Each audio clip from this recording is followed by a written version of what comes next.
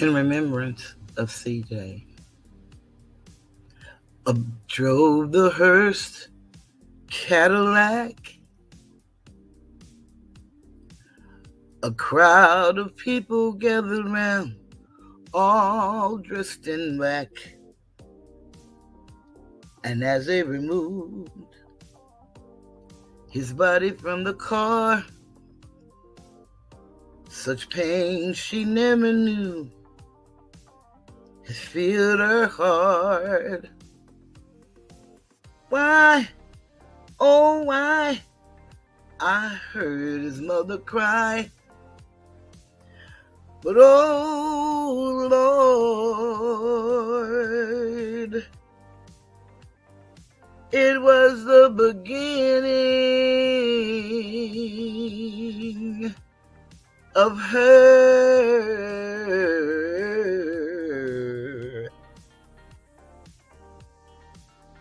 and justice for CJ.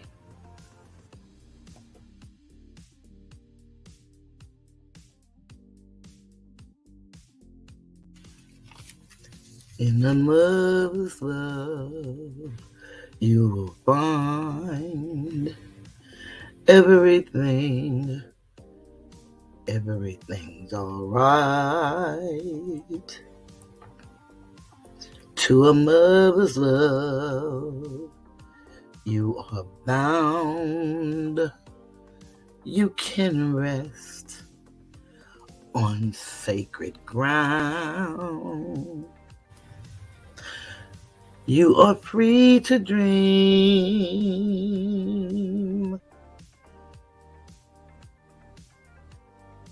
because she sees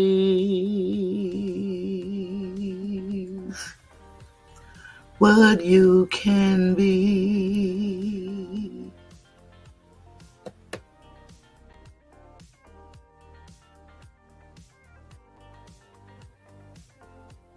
Did you know that mental health is a family affair? It's a family affair. It's a family affair. It's a family affair. It's a family affair. Well, one child grows up to be somebody that just loves to learn, and another child grows up to be somebody you just love to burn. Mama loves the both of them. You see, it's in the blood. Both kids are good to mom. Blood thicker than the mud. It's a family affair. It's a family affair. It's a family affair. Oh, a family affair. It's a family affair. It's a family affair. Nobody wants to blow. Nobody wants to be left out. You can't leave because your heart is there. But you can't stay because you've been somewhere else. You can't cry because you look broke down. But you're crying anyway because you're all broke down. It's a family affair. It's a family affair. It's a family affair. Well, it's a family affair. Hey, hey.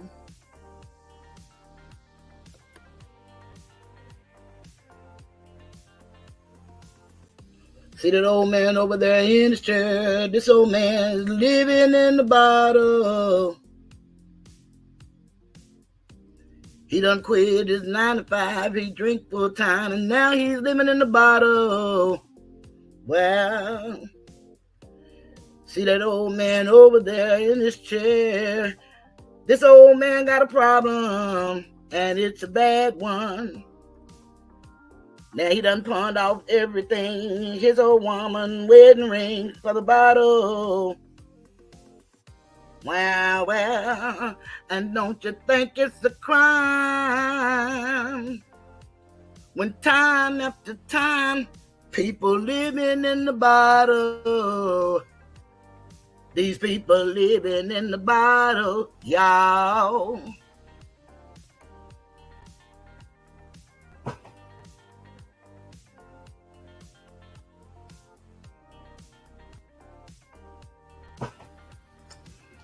I believe the children are our future. Teach them well and let them lead the way.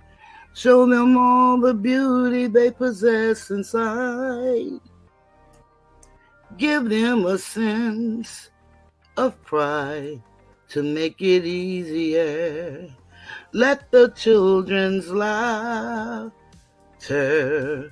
remind us how we used to be. Everybody's searching for a hero. People need someone to look up to.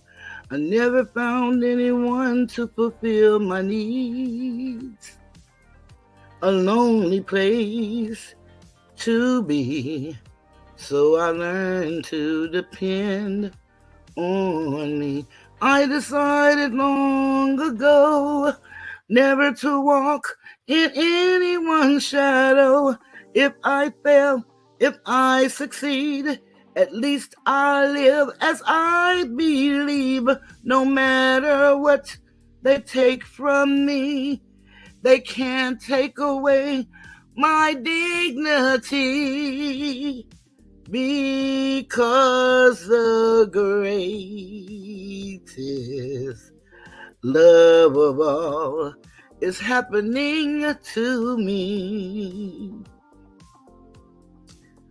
I found the greatest love of all inside of me. The greatest love of all is easy to achieve.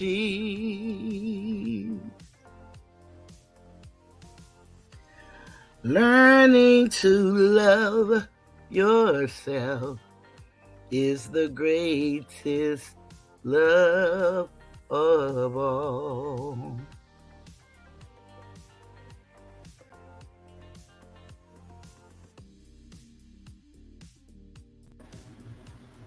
Greetings and welcome to the Tiger's Den. This is the voice of Cheryl, and I am Toothless Tiger. Let me start off by first saying, please forgive me. I rescheduled my live on yesterday for today, and silly rabbit, tricks are for kids. I thought I scheduled it for 8:15, but actually I scheduled it for 7:15. Around 5, I got enormously sleepy, so I'm going to take me a nap. My phone ringing and texting, and I finally fell off to sleep, and I had my alarm set for 7, so I got up at 7 and started getting ready. It wasn't until I looked at my phone and saw that Asator had texted me to see if I was okay, because I had it set for 7:15. So I want to say thank you all for being here for me in spite of my timing. I'm so happy to see you guys, and I appreciate you for being here. We do know the buzz on the streets. For the last 2 days, we've had some breaking news, and I think that's fantastic. No matter how it's explained away, we know what we heard, we know what we saw, and we're going to go with what we know as common sense. And some people say common is not so common. Again, we're back with our toxic parents, Overcoming Their Hurtful Legacy and Reclaiming Your Life by Dr. Susan Forward. We're on chapter 4, and this was a very important chapter. And it says, no one in this family is an alcoholic. And then it describes under the bottom, the alcoholics. So this is really basically just going to kind of explain the impact that alcoholism has on the family. I want to say greetings, Donkey Green. Good to see you. Madria, good to see you as always. Thank you for being here. So, Alicia, it is so good to see you. Lazy Bone. Of course, y'all know it's good for me to see all of y'all. Good to see you. Kelly. Kelly G. Kelly, you're awesome. Good to see you. And Jade. Hey, Jade. Good to see you. Everybody that's here that's not writing in the chat, good to see you. If you would, just hit the like button if you enjoy what we're talking about. I know that a lot of people like to talk about the buzz of the day, and I think the people that handle those topics do a very great job. I just kind of want to talk about us as individuals and as families and seeing if we can kind of change maybe some of the things for the future of our children, since it seems like didn't much change for us as children. Hi, Billy Davis. Good to see you. So I thought this would be a good topic, and you guys can ask questions if anybody, want to come up and speak on the topic. Please let me know, because as you know, I don't just drop my link, but I am always interested. And you guys, I love when we engage in the chat. It makes for a better show for me. So here we go, y'all. We're going to start with Glenn, a tall, rugged-looking man who owns a small manufacturing company. Came up to me for help primarily because his timidity and lack of assertiveness were affecting both his personal and professional relationships. He said he felt nervous and restless a great deal of the time. He had overheard someone at work call him whiny and depressing. He sensed that people were uneasy when they met him, which made it difficult for him to turn acquaintances into friends. Midway through our first session, Glenn started talking about another source of stress at work. About 6 years ago, I took my father into business with me, hoping it would straighten him out. I think the pressure of the job just made him worse. He's been an alcoholic for as long as I can remember. He drinks, he insults customers, and he costs me a lot of business. I've got to get him out of there, but I'm terrified. How the hell do you fire your own father? It would destroy him. Whenever I try to talk to him about it, all he says is, "You talk to me with respect, or you don't talk to me at all." I'm going nuts. Glenn's excessive sense of responsibility, his need to rescue his father, his personal insecurities, and his repressed anger were classic symptoms of adult children of alcoholics. Now we're going to talk about the dinosaur in the room. And this is the dinosaur in the living room. If Richard Nixon's White House staff had taken cover-up lessons from anyone in the alcoholic's family, Watergate would still be just the Washington Hotel. Denial takes on gargantuan proportions for everyone living in an alcoholic household. Alcoholism is like a dinosaur in the living room. To an outsider, the dinosaur is impossible to ignore. But for those within the home, the hopelessness of evicting the beast forces them to pretend it isn't there. That's the only way they can coexist. Lies, excuses, and secrets are as common as air in these homes, creating tremendous emotional chaos for children.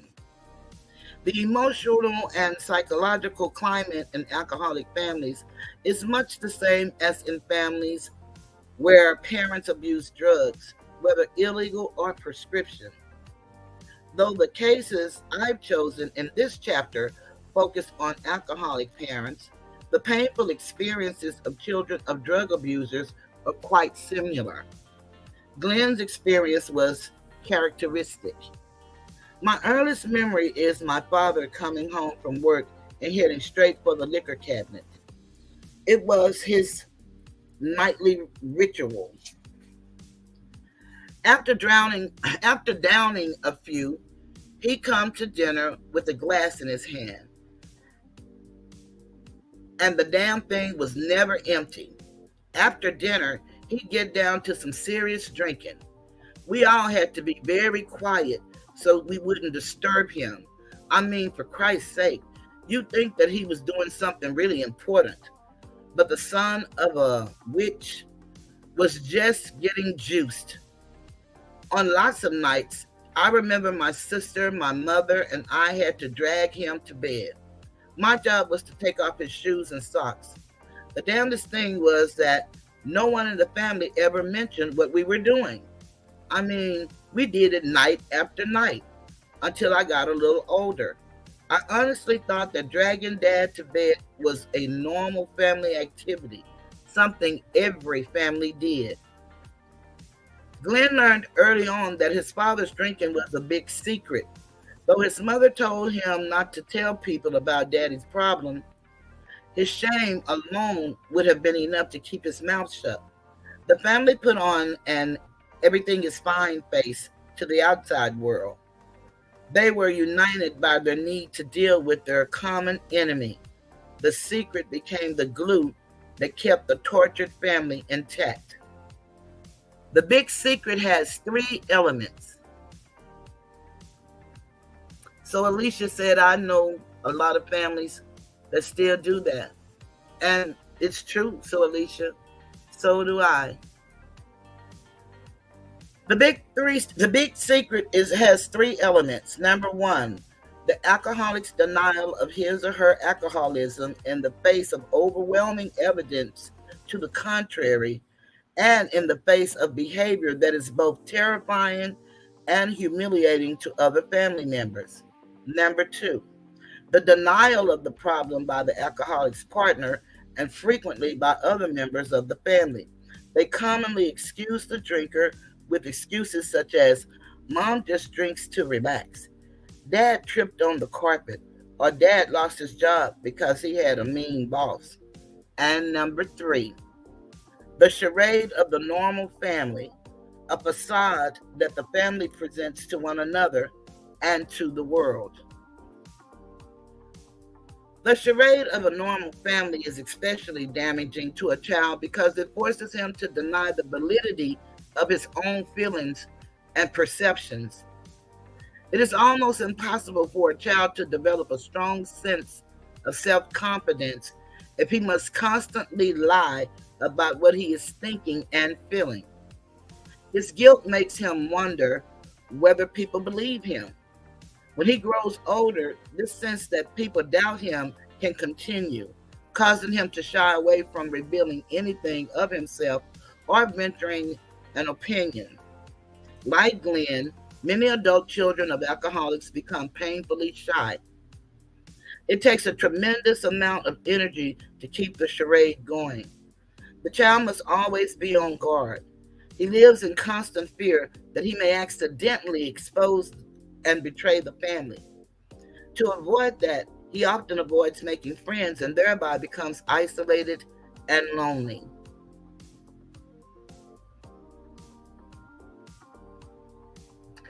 Thank you, Jade. Thank you so very much. We will acknowledge you in just a moment. Put the tigers in the chat. Anybody with the tigers, we want to welcome Jade on board as a new member. The loneliness drags him deeper into the family morass. He develops an enormous and distorted sense of loyalty to the only people who share his secret. His family co-conspirators' intense, uncritical loyalty to his parents becomes second nature. When he grows to adulthood, his blind loyalty remains a destructive, controlling element in his life. This is what prevented Glenn from asking his father to leave the company, despite the fact that his business was suffering because of it. And I'm just going to stop right there for a second and just kind of say, can you see some of this type of behavior in the adults that we intertwine and deal with on a daily basis? How some people are so committed to content creators, no matter how destructive the environment is, it's like that sense of belonging, and we can't really call out the behavior because we don't want to be the one that's the next one that causes the friction, but yet we find ourselves in difficult situations with people that we don't even have a relationship with. Duncan Green said a nightcap can become a half a pint or a fifth. Real tricky drinking spirits. Health conditions arise real quick. That is so very true, Donkey. And one of the things I learned when I went through a program of recovery, and I've shared this before, I went through a program of recovery because I was a codependent.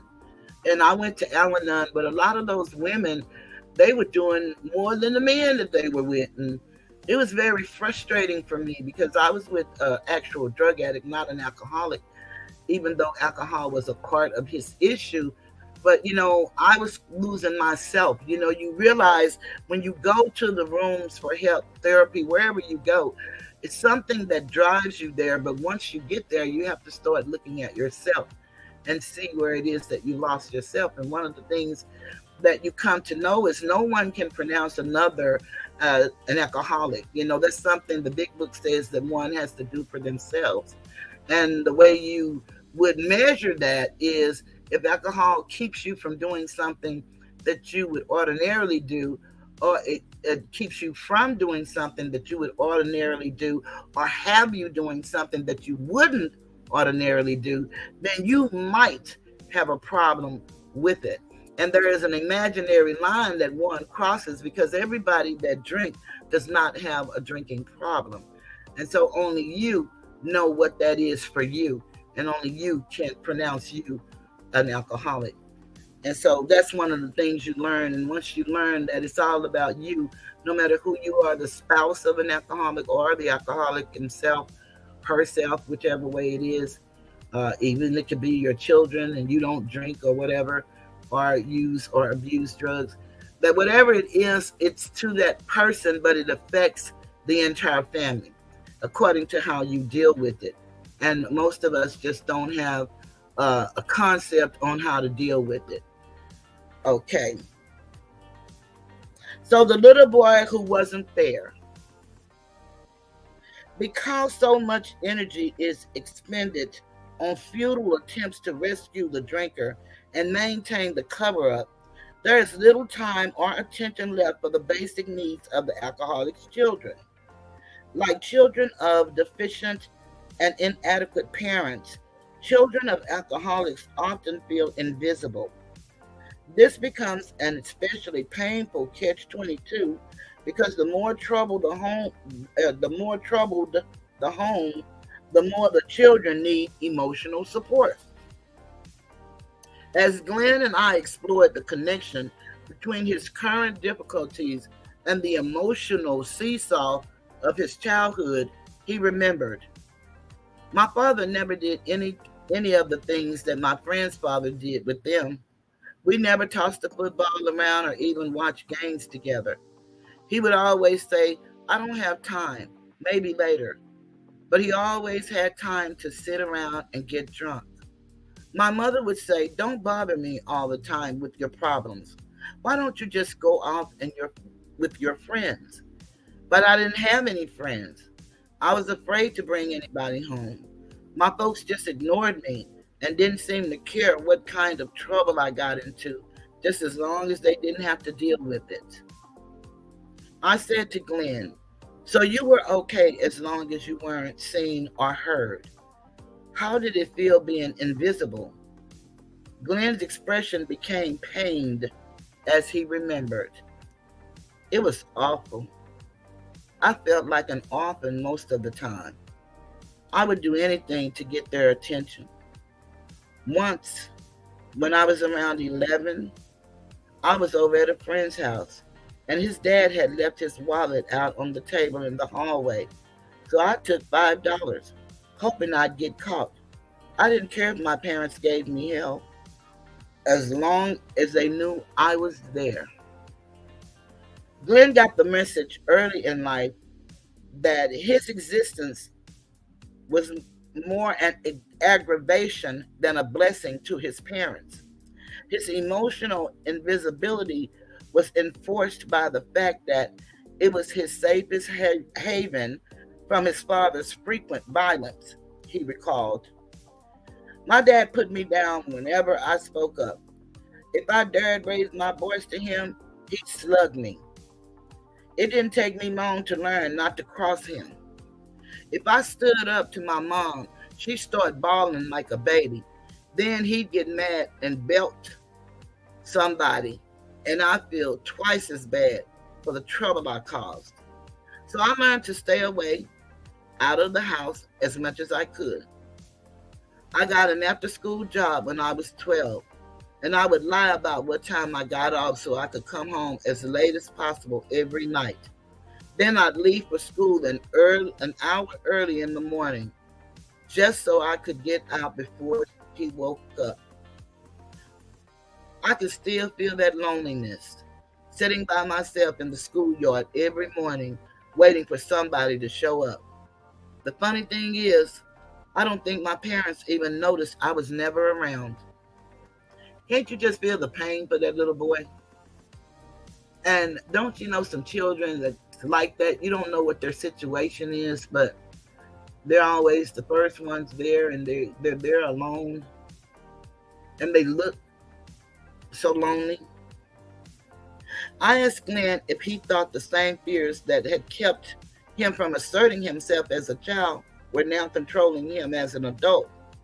Glenn admitted sadly, I guess so. I can't ever say anything that offends anybody, no matter how much I want to. I swallow so many words. I think I'm going to throw up sometimes. I just can't stand up to people, even people I couldn't care less about. If I think what I want to say is going to hurt somebody's feelings, I just can't say it. Period. As with many adult children of alcoholics, Glenn felt responsible for everyone else's feelings, just as he took responsibility for his father's and his mother's feelings when he was young. He went to heroic lengths to avoid confrontations with his parents because he didn't want to be responsible for causing anyone, including himself, pain. He could not express his emotions as a child, should be able to. He had to suppress them, and he continued that pattern in his adult life. When Glenn helped put his father to bed, when he took responsibility for keeping his father from getting upset, he was acting as a parent, not a child. When a child is forced to adopt the role of a parent, he loses his role models, threatening his developing identity. This destructive role reversal is common in alcoholic families. Oh, thank you, Uncle Shug.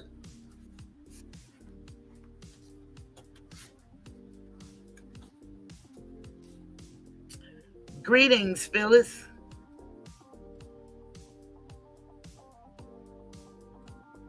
Just one of them days. I never got to be a kid. As we have seen, and will continue to see, role reversal occurs in almost all families where there are toxic parents. In the alcoholic family, the drinking parent actively usurps the child's role through his pathetic, needed, irrational behavior.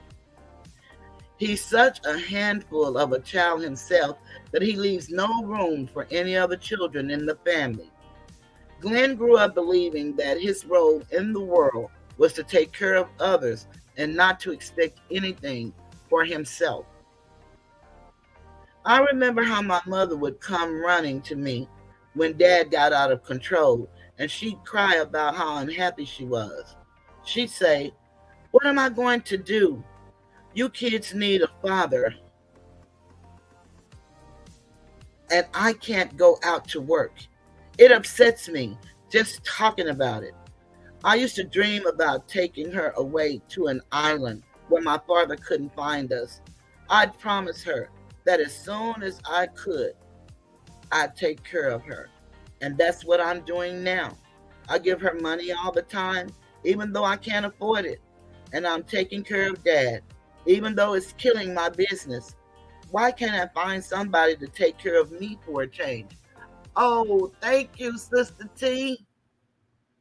Thank you so much. Oh, and welcome. You're here. Hey, Amelia. So thank you guys. Let me just take a moment and thank you guys.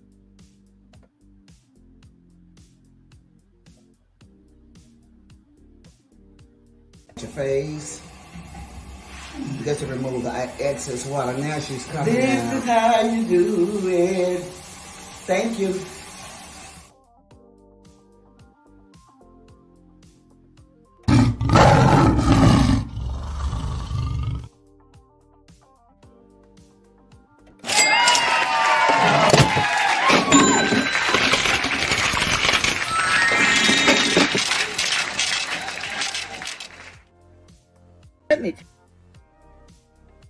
Let me take you back to my elementary school days.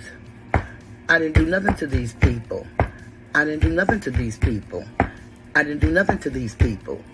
People. I didn't do nothing to these people. I didn't do nothing to these people. I didn't do nothing to these people. People. I didn't do anything to these people.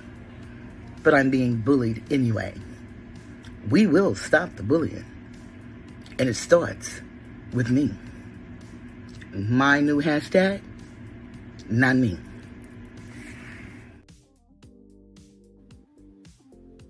Okay, I just want to thank you guys.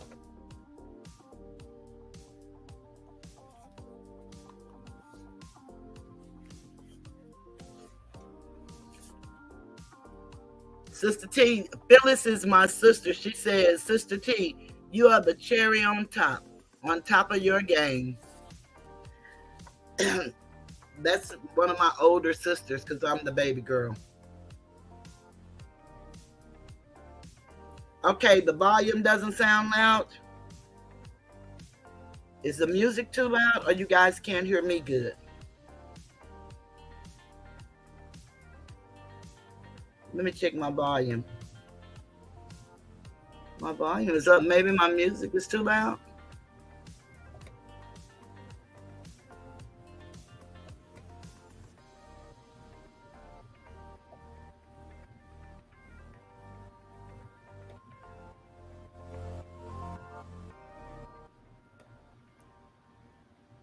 Let me check over here.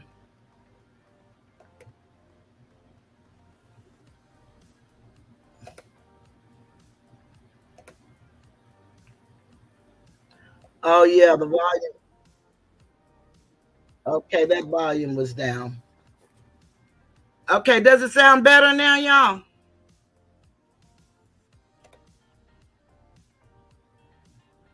Does it sound better now?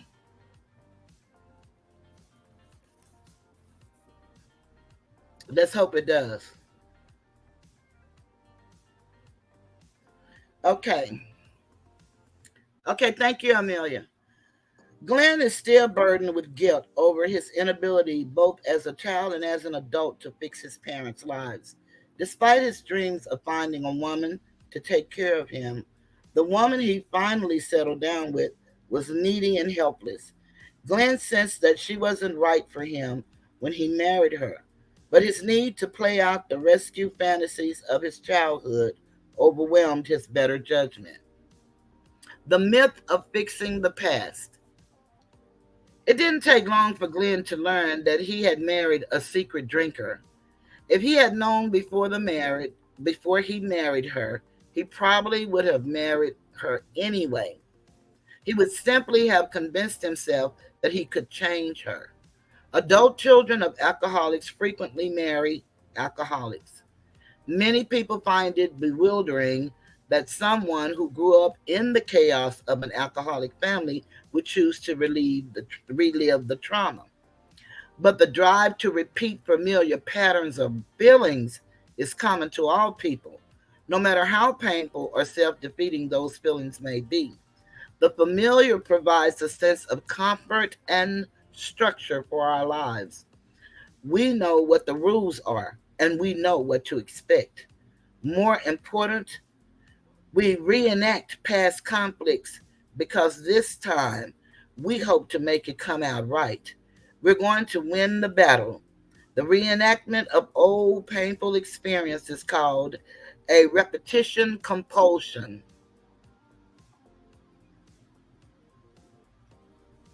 Hi, Osun. It's good to see you. Glad you're here. Phyllis said, I can't type so well, so to all, thank you for all your support. I need to hear about these folks in this book tonight. These are real stories. And tonight, soon we're reading about toxic parents. I'm on chapter 4, and this is No One in the Family is an Alcoholic, and it's the alcoholics. Okay, so this time I'll get it right. I can't emphasize strongly enough how much this particular compulsion dominates our lives. Almost all self defeating behaviors, particularly those involved in establishing and maintaining intimate relationships, begin to make a lot more sense when seen in the light of repetition compulsion. Glenn provides a perfect example. When I met Denise, I didn't even know she drank. When I found out, she gave up trying to hide it. I see her drunk 3, 4 times a week. I begged her to stop. I took her to doctors. I pleaded with her to go to AA. I locked up all the liquor. But you know how drunks are. She'd always find a way. The only time she'd stop is when I threatened to leave. But after a while, she'd fall off the wagon and we'd be back to square one. Since denial and cover up seemed normal during his growing up years, Glenn moved easily into an adult relationship where the same elements reoccurred. Only this time, he thought he might succeed at rescuing his wife, where he had failed as a child to rescue his parents. Glenn, like almost all adult children of alcoholics, had made a fervent promise to himself. He would never have another alcoholic in his life. But a deeply ingrained repetition compulsion is a lot stronger than any conscious promise can ever be. Hi, AL. Glad to see you. Thank you for coming. Question: why do I keep going back for more? Another promise that often dissolves because of the power of the past is the promise never to repeat the violence and abuse that are often an integral part of the alcoholic household. Jody, a petite, black-haired, wide-eyed 26-year-old, came in, came into one of my therapy groups at the suggestion of her supervisor at the private substance abuse hospital where she worked as a rehabilitation counselor. As with many counselors on the program, Jody herself, a recovering alcoholic and drug abuser. I first met her at a small staff party celebrating her second year of sobriety. Jody had recently ended a relationship with a violent, abusive man. Her supervisor was concerned that she might be tempted to return to that relationship and suggested that she see me. In our first private session together, Jody was tough and belligerent and not at all convinced that she needed help. I wondered about the pain behind this facade. The first words she said were, "They told me I better get my ass into therapy or else I'll get canned. Why don't you give me a break and tell me I'm doing great and don't need to come back?"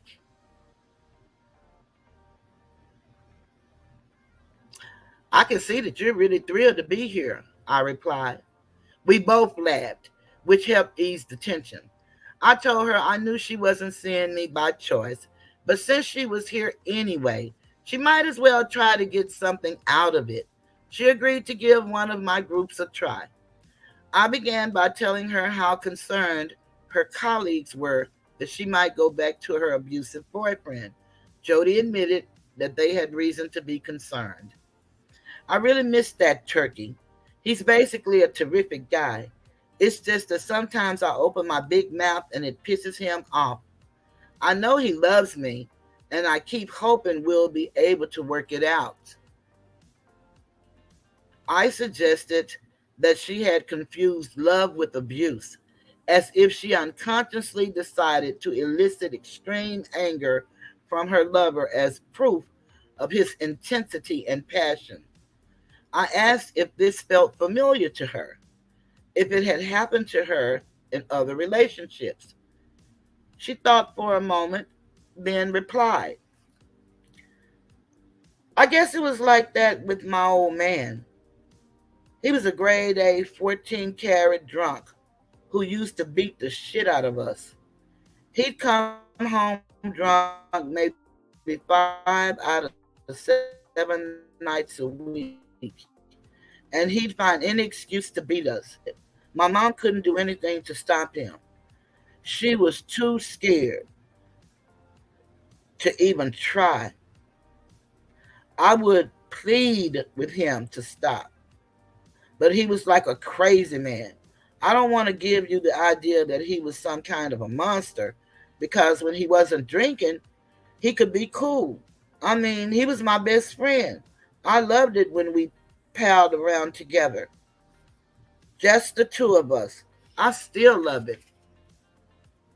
Many children of alcoholics develop a high tolerance for accepting the unacceptable. With no idea of how a loving father behaves, Jody could only assume that if she wanted the good times with her father, she had to put up with the bad times. She formed a psychological connection between love and abuse. She came to believe that you don't get one without the other. The buddy system. Jody's father taught her by example that she do whatever it took to keep a man happy so that he wouldn't beat her. To keep her father happy, she had become his drinking buddy at age 10. At age 10.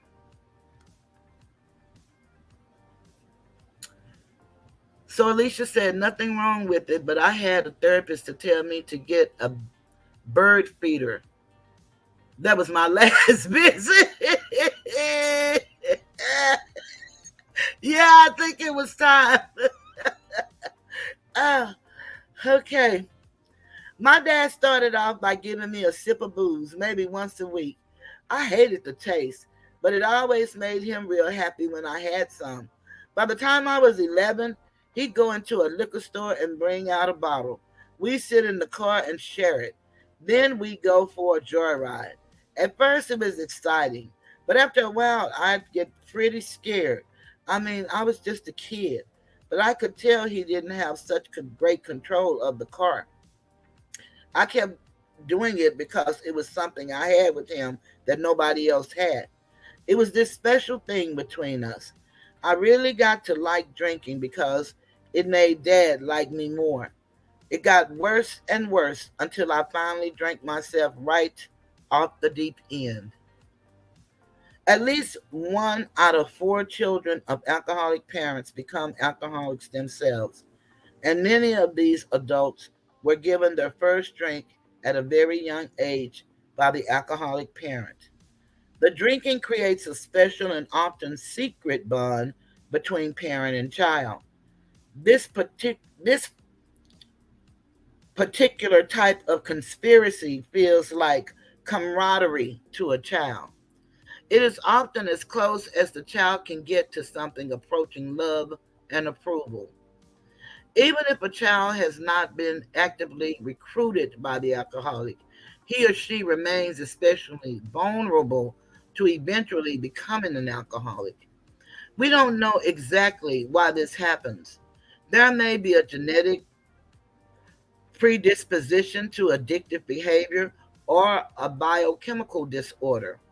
I also suspect a strong factor is that many behaviors and beliefs are formed through imitation. of and identification with our parents. Adult children of alcoholics have been handed a legacy of rage, depression, loss of joy, suspiciousness, damaged relationships, an overdeveloped sense of responsibility. They have also been handed a method of trying to deal with this twisted legacy drinking. You can't trust anybody.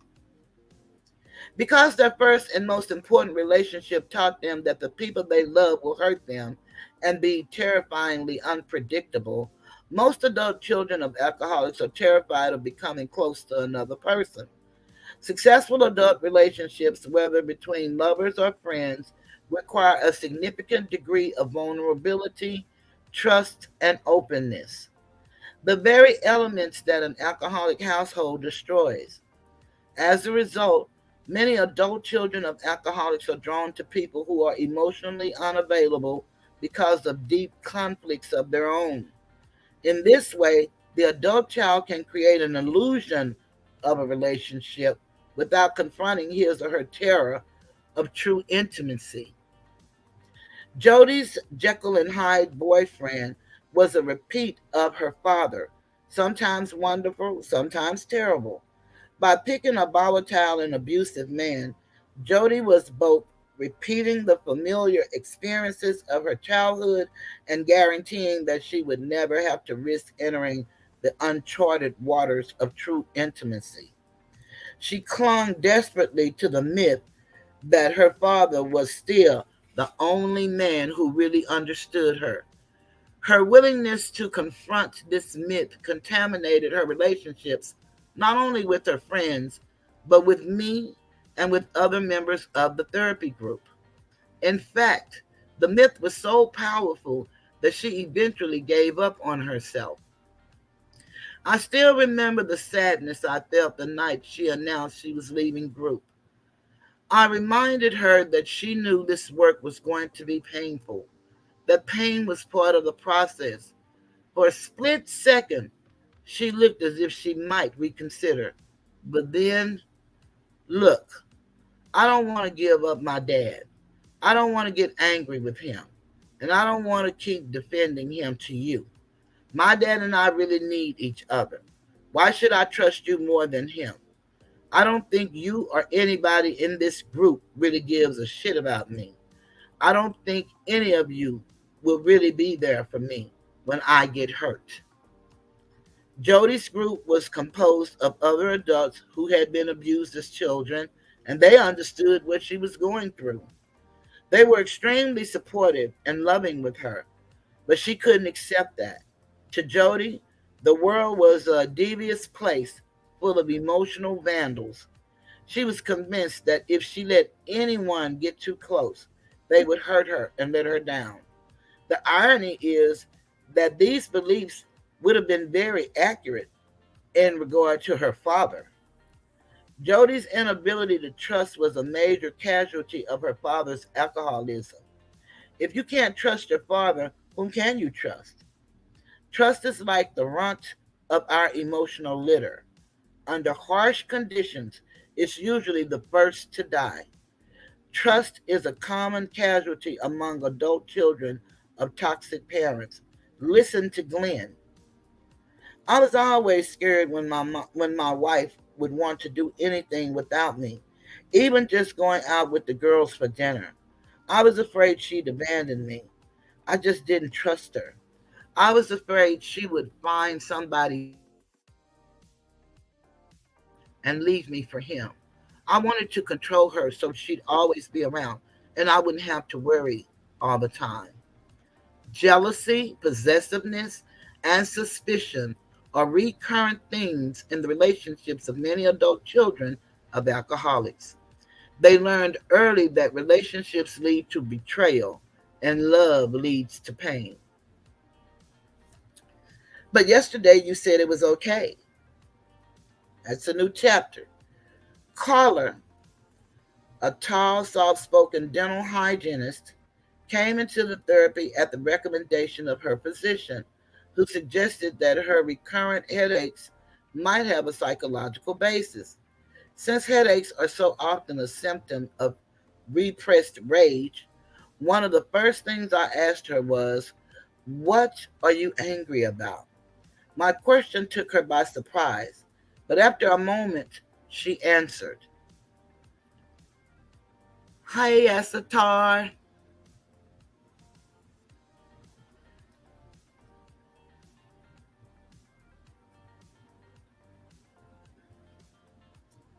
You're right. I'm angry at my mother. I'm 47 years old and my mother's still running my life. Like last month, I was all set to go on this terrific trip to Mexico. I was really excited about it. But 3 days before I was supposed to leave, I got a call from mom, right on cue. I wasn't even surprised. I could tell she'd been drinking because her speech was real slurry and she sounded like she'd been crying. She told me my dad had gone on a 2 week fishing trip and she was real depressed and I could just stay with her for a few days. I told her I had this vacation planned, and she started to cry. I tried to talk her into visiting my aunt, but she started saying how I didn't love her. And one thing led to another, and before I knew it, I promised to cancel Mexico and come out. I wouldn't have enjoyed myself anyway, knowing she was in the pits again. I told Carla that this sounded as if it was an old story for her. She agreed. Yeah, it happened all the time when I was a kid. I always had to take care of her, and she never appreciated it. She was always ragging at me. I never knew which of my mother's many faces I was going to see at any given time, and I could never figure out what would please her from day to day. I remember getting a D in history and being afraid to come home. A D was good for about 4 hours of being told that I was worthless, ungrateful, failure, and no man would ever want me.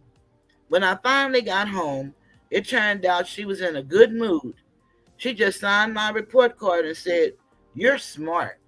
You don't have to worry about grades." I couldn't believe it. But then she had her usual 4 cocktails before dinner that night. I set the table and forgot to put out the salt and pepper. When she sat down, she exploded as if I could cause world war or something. I couldn't understand how she could stop loving me just because I forgot the salt and pepper. Carla's mother's behavior ranged from smotheringly, lovingly, to excruciatingly cruel, depending on her mood, her alcoholic consumption, or, as Carla put it, the phase of the moon. Carla told me there was rarely any normal, everyday middle ground with her mother. So Carla was constantly trying to second guess how to get her mother's approval. Unfortunately, the floor kept shifting beneath her feet. The same behavior would please her mother one day or set her off the next. It's all your fault. We're almost at the end. I'm going to just come on camera right now and see if anybody can relate to any of this or if anybody have anything they want to say. Greetings, everybody. Here I go. Eyes are here. So Alicia says, "No botch heads today. In fact, I found my husband today. I would cut his hair for free." Well, I would once we married. But I need to break up with somebody first. Life is full of hard decisions. But hell, that man was fine. Okay. So how's everybody doing? Hopefully you all can relate to some of this. If you can't relate for yourself, perhaps you've seen it and you didn't quite understand what it was, or you've seen people, like I said, because I believe some of these people and the behaviors that they have and the attachments they have to the abusive behavior that is spewed on this app, it seems like that could be some symptoms to some people's problems, because you wonder how can adults participate in such craziness that we see people participating in and laughing and saluting and donating to, when it's so painful for so many people. It just makes you wonder what um, thinking patterns do they have, and where are they getting their thoughts from. And this kind of reading for me helps me with myself, and then it helps me understand people around me. So, but we're almost finished. Yeah, thank you, AL. I have a family member that's a functioning alcoholic. And yeah, that's why we say, uh, Maria say, AL true. That's why we say that, illness, it's a family affair. It's a family affair. It really is. And I don't know why people would want to flag the video, but then I do know the people that flag the video. So I can't worry about that. We're just going to keep doing what I do, and we're going to let them keep doing what they do. And Alicia says she has been this way for years. Every picture is a bar photo. Okay. Well, I'm almost finished, y'all. And I feel better reading off camera than have my head down. So give me a moment.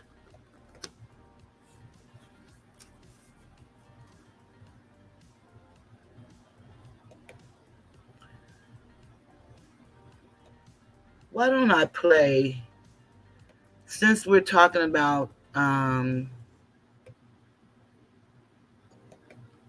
what happened with Glenn and his wife, why don't I play my little beautiful song, the one that I thought I was Jennifer Holiday when I was on the cruise ship.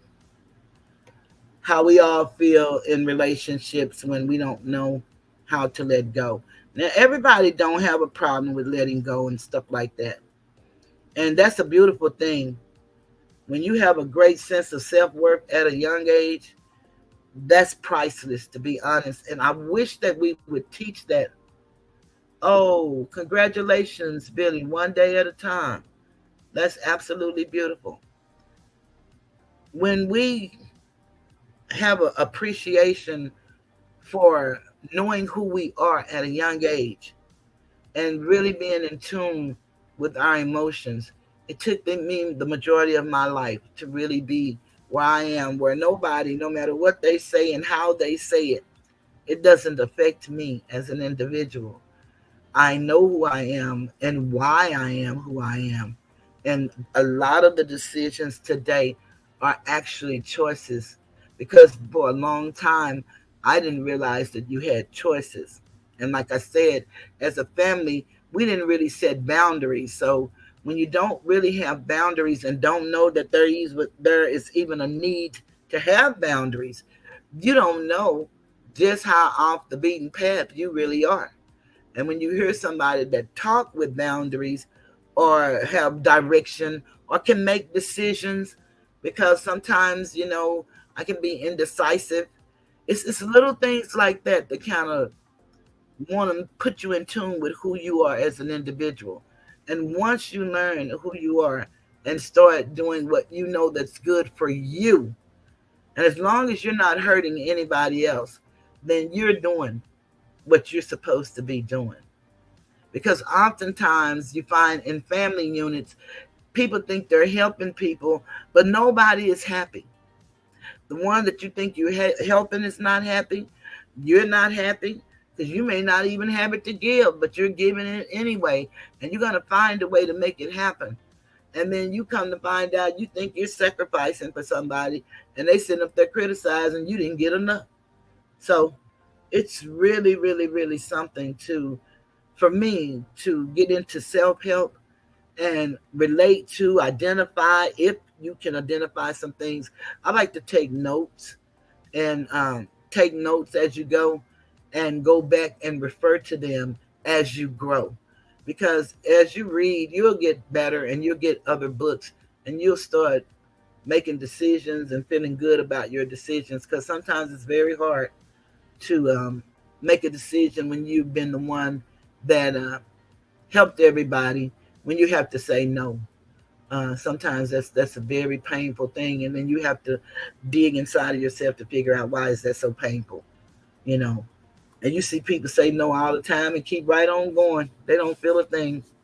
But as I said, we're gonna listen to this song that many of us at one time or another have sung, or we just liked.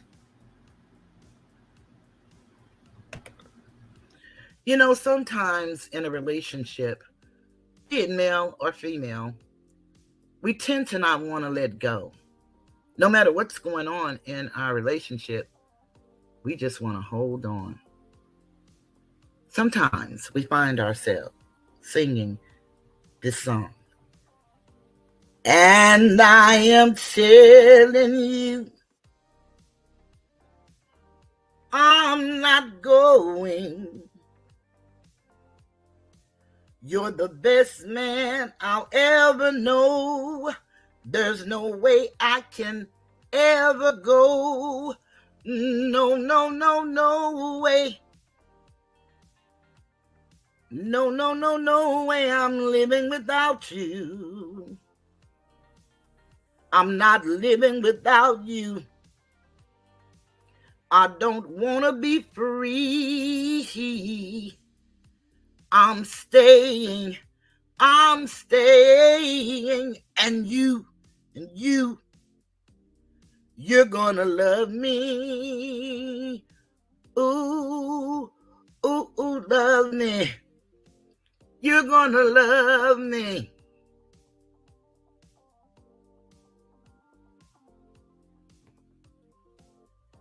And I am telling you, I'm not going, even though the rough times are showing.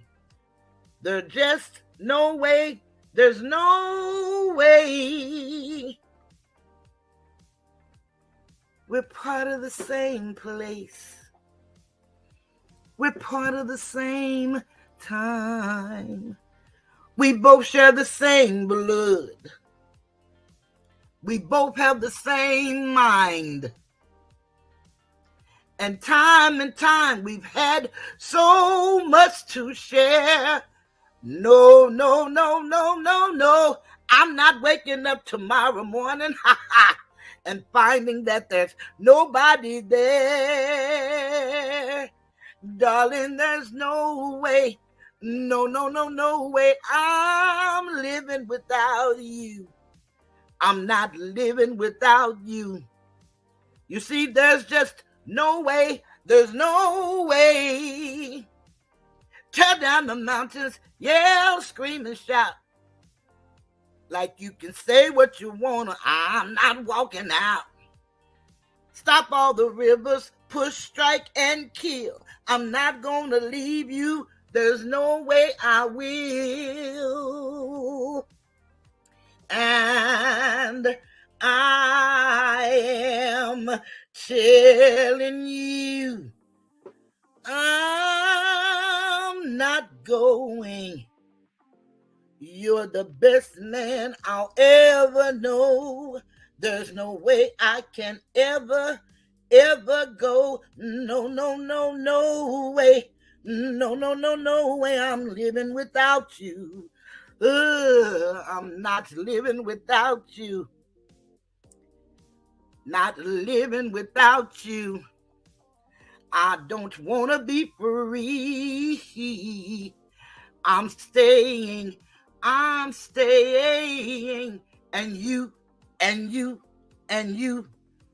gonna love me.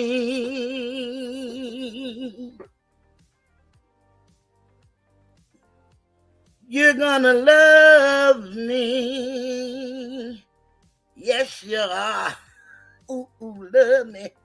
Ooh, ooh, ooh, love me. Love me. Love me. Love me. You're gonna love me.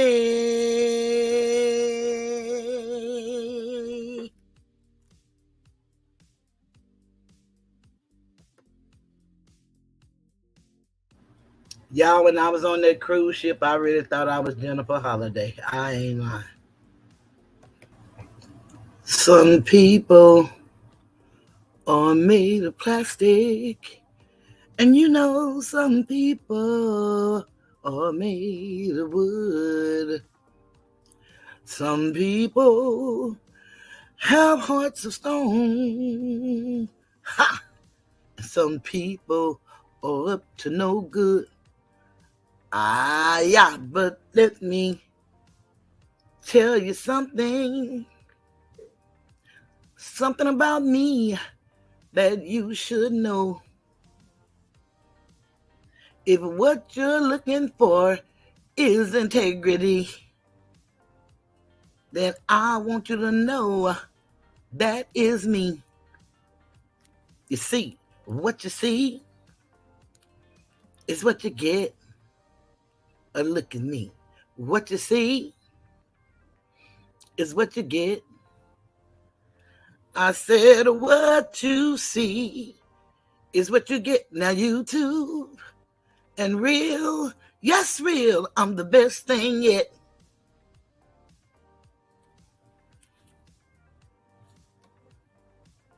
You can't beat skinny giving, no matter how hard you try.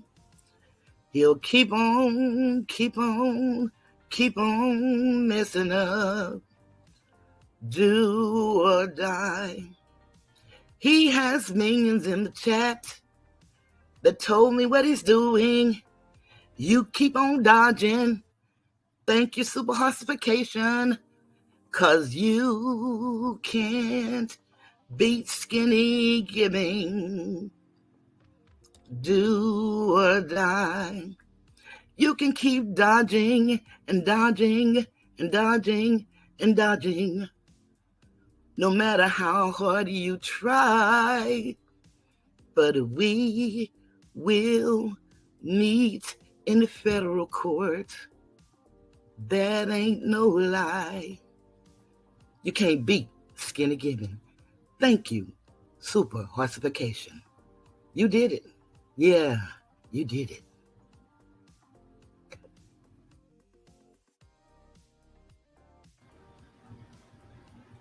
You can't beat the tag team giving, no matter how hard you try. They'll just keep on and keep on telling lies on videos. Do or die. They'll send trolls in your chat to get you all bent. You just keep going and stay focused on the content, because you can't beat the tag team giving. That ain't no lie. It is written, shun the very appearance of evil, and don't let your good be evil spoken of.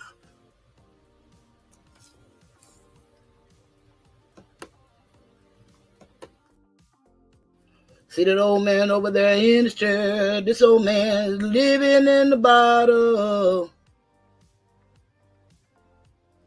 He done quit his 9 to 5. He drink full time, and now he's living in the bottle. Well, see that old man over there in his chair? This old man got a problem. and it's a bad one. Now he done pawned off everything, his old woman wedding ring for the bottle.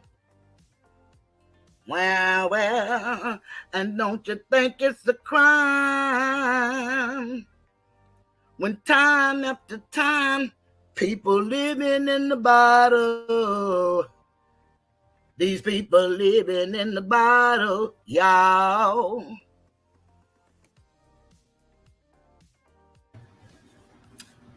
It's all your fault. All parents are inconsistent to some degree, but the it's right one day and wrong the next syndrome is dramatically intensified by alcohol. Because the signals and rules change so often and unexpectedly, the child always falls short. The parents use criticism as a means of control. So no matter what the child does, the parent will find something to criticize. The child becomes an outlet for frustration, a scapegoat for all that is wrong with the parents. This is an insidious way of alcoholic parents to justify and ventilate their own inadequacies. The message becomes, if you wouldn't do everything wrong, mommy wouldn't have to drink, as Carla put it. When I was about 7, my mother had been going to the bottle pretty heavy one morning, so I invited a friend over after school. I usually didn't invite people over because I never knew just how drunk she'd be. But this time I figured she'd be sleeping off breakfast by mid-afternoon. My friend and I were playing dress up, wearing her shoes and putting on her lipstick and stuff, when suddenly the door banged open and my mom lurched out. I was so scared I almost wet my pants. Her breath could have knocked us out. She went crazy when she saw us touching her things and started screaming, I know why I brought you little friend I know why you brought your little friend over here to spy on me. You're always spying on me. That's why I have to drink all the time. You could drive anyone to drink. Carla's mother was totally out of control. In addition to the humiliating her daughter, she blamed her for her alcoholism. Carla was too young to see the holes in her mother's logic, so she accepted the blame. Unconsciously, Carla still thinks she's responsible for her mother's drinking. That's why she's willing to go to such lengths to atone. She canceled a long awaited vacation just to make a futile stab for her mother's approval. The family scapegoat is an all too familiar role for children in alcoholic families. Some try to fulfill their negative self image by resorting to self destructive or delinquent behavior. Others unconsciously find ways to punish themselves with various emotional, even physical symptoms, such as Carla's headaches. This is the golden child.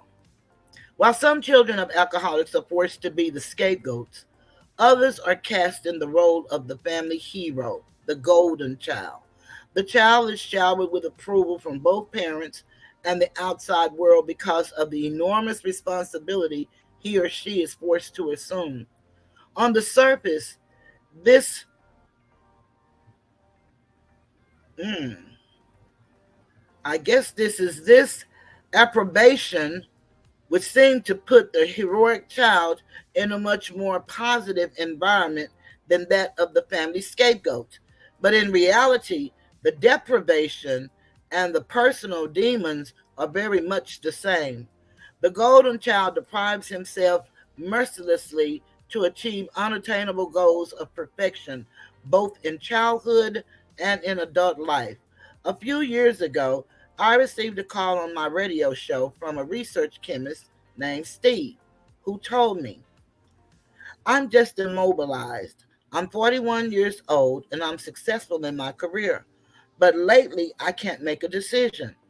In the middle of the biggest project of my life, and I just can't concentrate. A lot of people are depending on me. I'm petrified.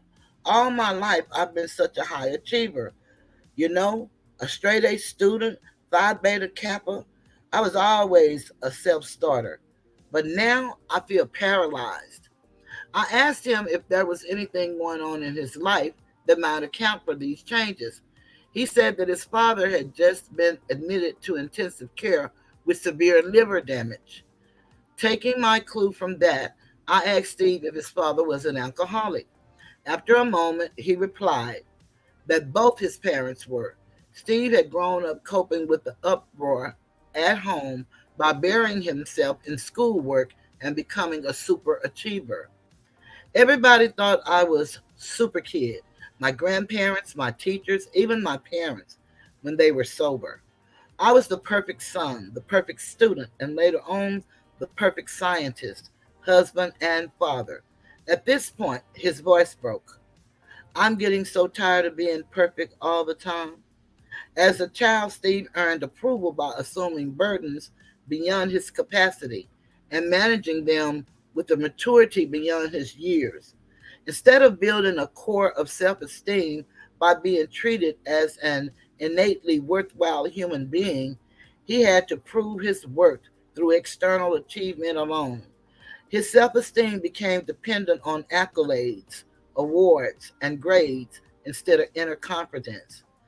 His driveness may also have involved an element of compensation.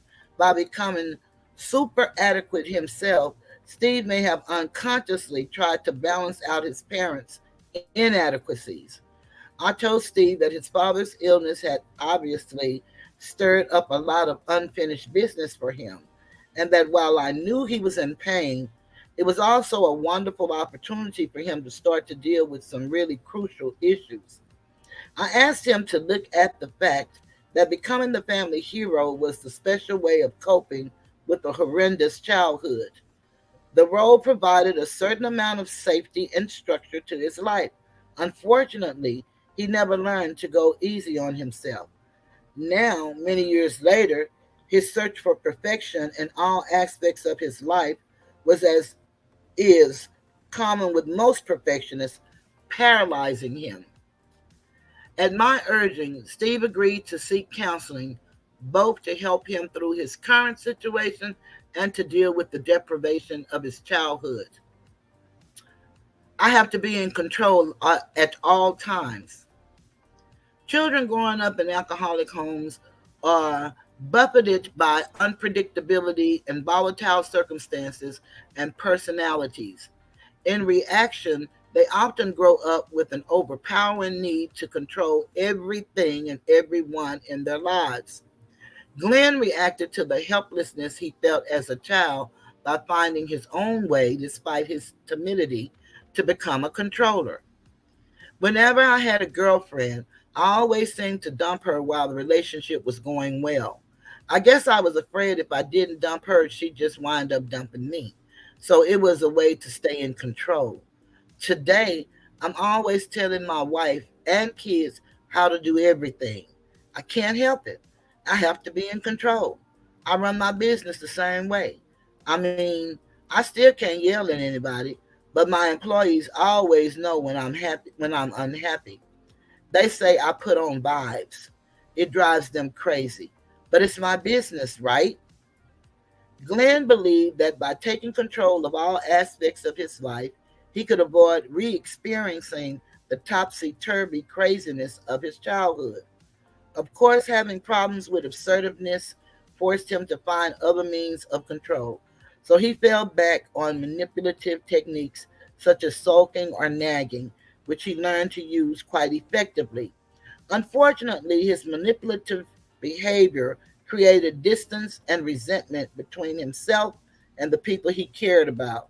Like many adult children of alcoholics, Glenn's need to control people resulted in what he feared the most: rejection. It's ironic that the defenses he developed against loneliness as a child were the very things that brought him loneliness as adult. How dare you call your mother a drunk? If you are the adult child of an family, alcoholic family, chances are, unlike Steve, with two alcoholic parents, your family drama involved one parent who was a problem drinker and one who was not.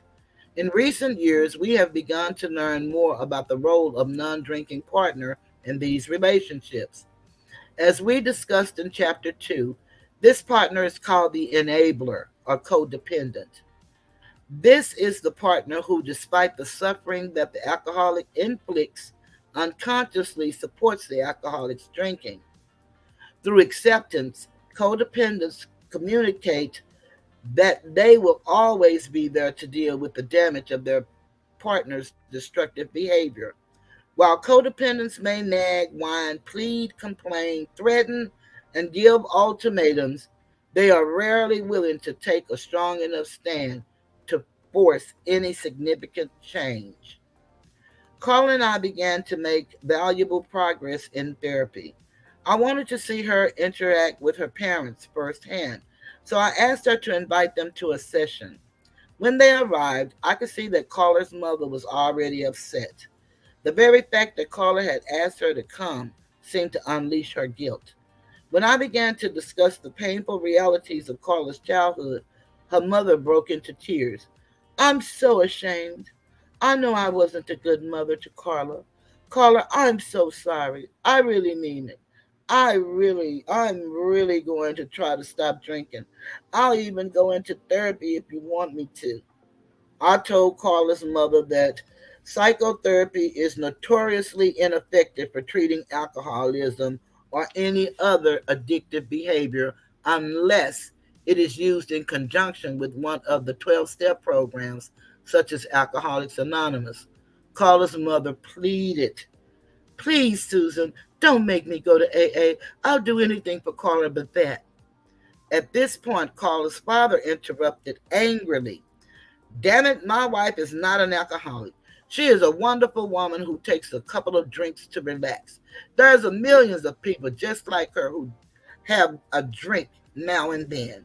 I confronted him with how truly destructive Carla's mother's behavior, combined with his lack of involvement, had been for their daughter. He exploded. I'm a very successful man and have a beautiful home. Why do you have to drag me and my wife into this? Just concentrate on my daughter's problems and leave us out of it. My daughter's paying for you to take care of her, not us. My wife and I don't need this kind of aggravation. Okay, so maybe my wife drinks a little more than most people, but she can handle it. As a matter of fact, when she has a few drinks, she's a hell of a lot easier to be with.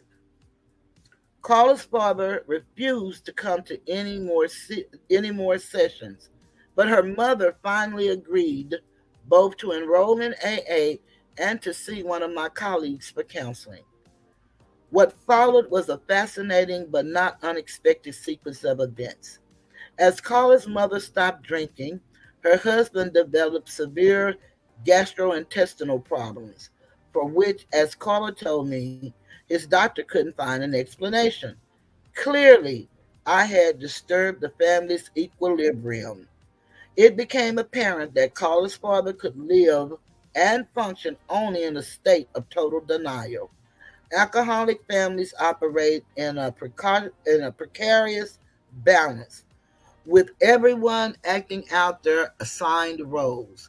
Once Carla and her mother both started actively working on their own problems, it drastically rocked the family boat. Oh, thank you, Sci Fi. Love you more. um, Carla remembers more than one family member saying that her father should be a candidate for sainthood because he was so forgiving and tolerant. In reality, he was a classic codependent uh, who, through his denial, gave his wife permission to remain a pitiful alcoholic. He in turn gained power by this. As she disappeared into a drunken haze, he was free to run the family as he saw fit. I continued to see Carla and her mother together for family therapy. Carla's mother began to see how her husband's self esteem depended on his having single handed control of the family. His wife's alcoholism and his daughter's physical and emotional problems made him appear to be the only adequate member of the household, despite the powerful facade he put on for the outside world. Carla's father, like many codependents, was terribly insecure. As most of us do, he picked a partner who mirrored his true feelings about himself. Choosing an inadequate partner allowed him to feel superior by comparison. Carla's mother is now a recovering alcoholic and is making some very positive changes in her relationship with her daughter and her husband. Predictably, her husband's gastrointestinal problems continue. Unlike Carla's father, Glenn's mother was a codependent who fully acknowledged the horrors of her husband's alcoholism and the child abuse that went along with it. Nevertheless, she was no more able or willing to initiate an effective course of action.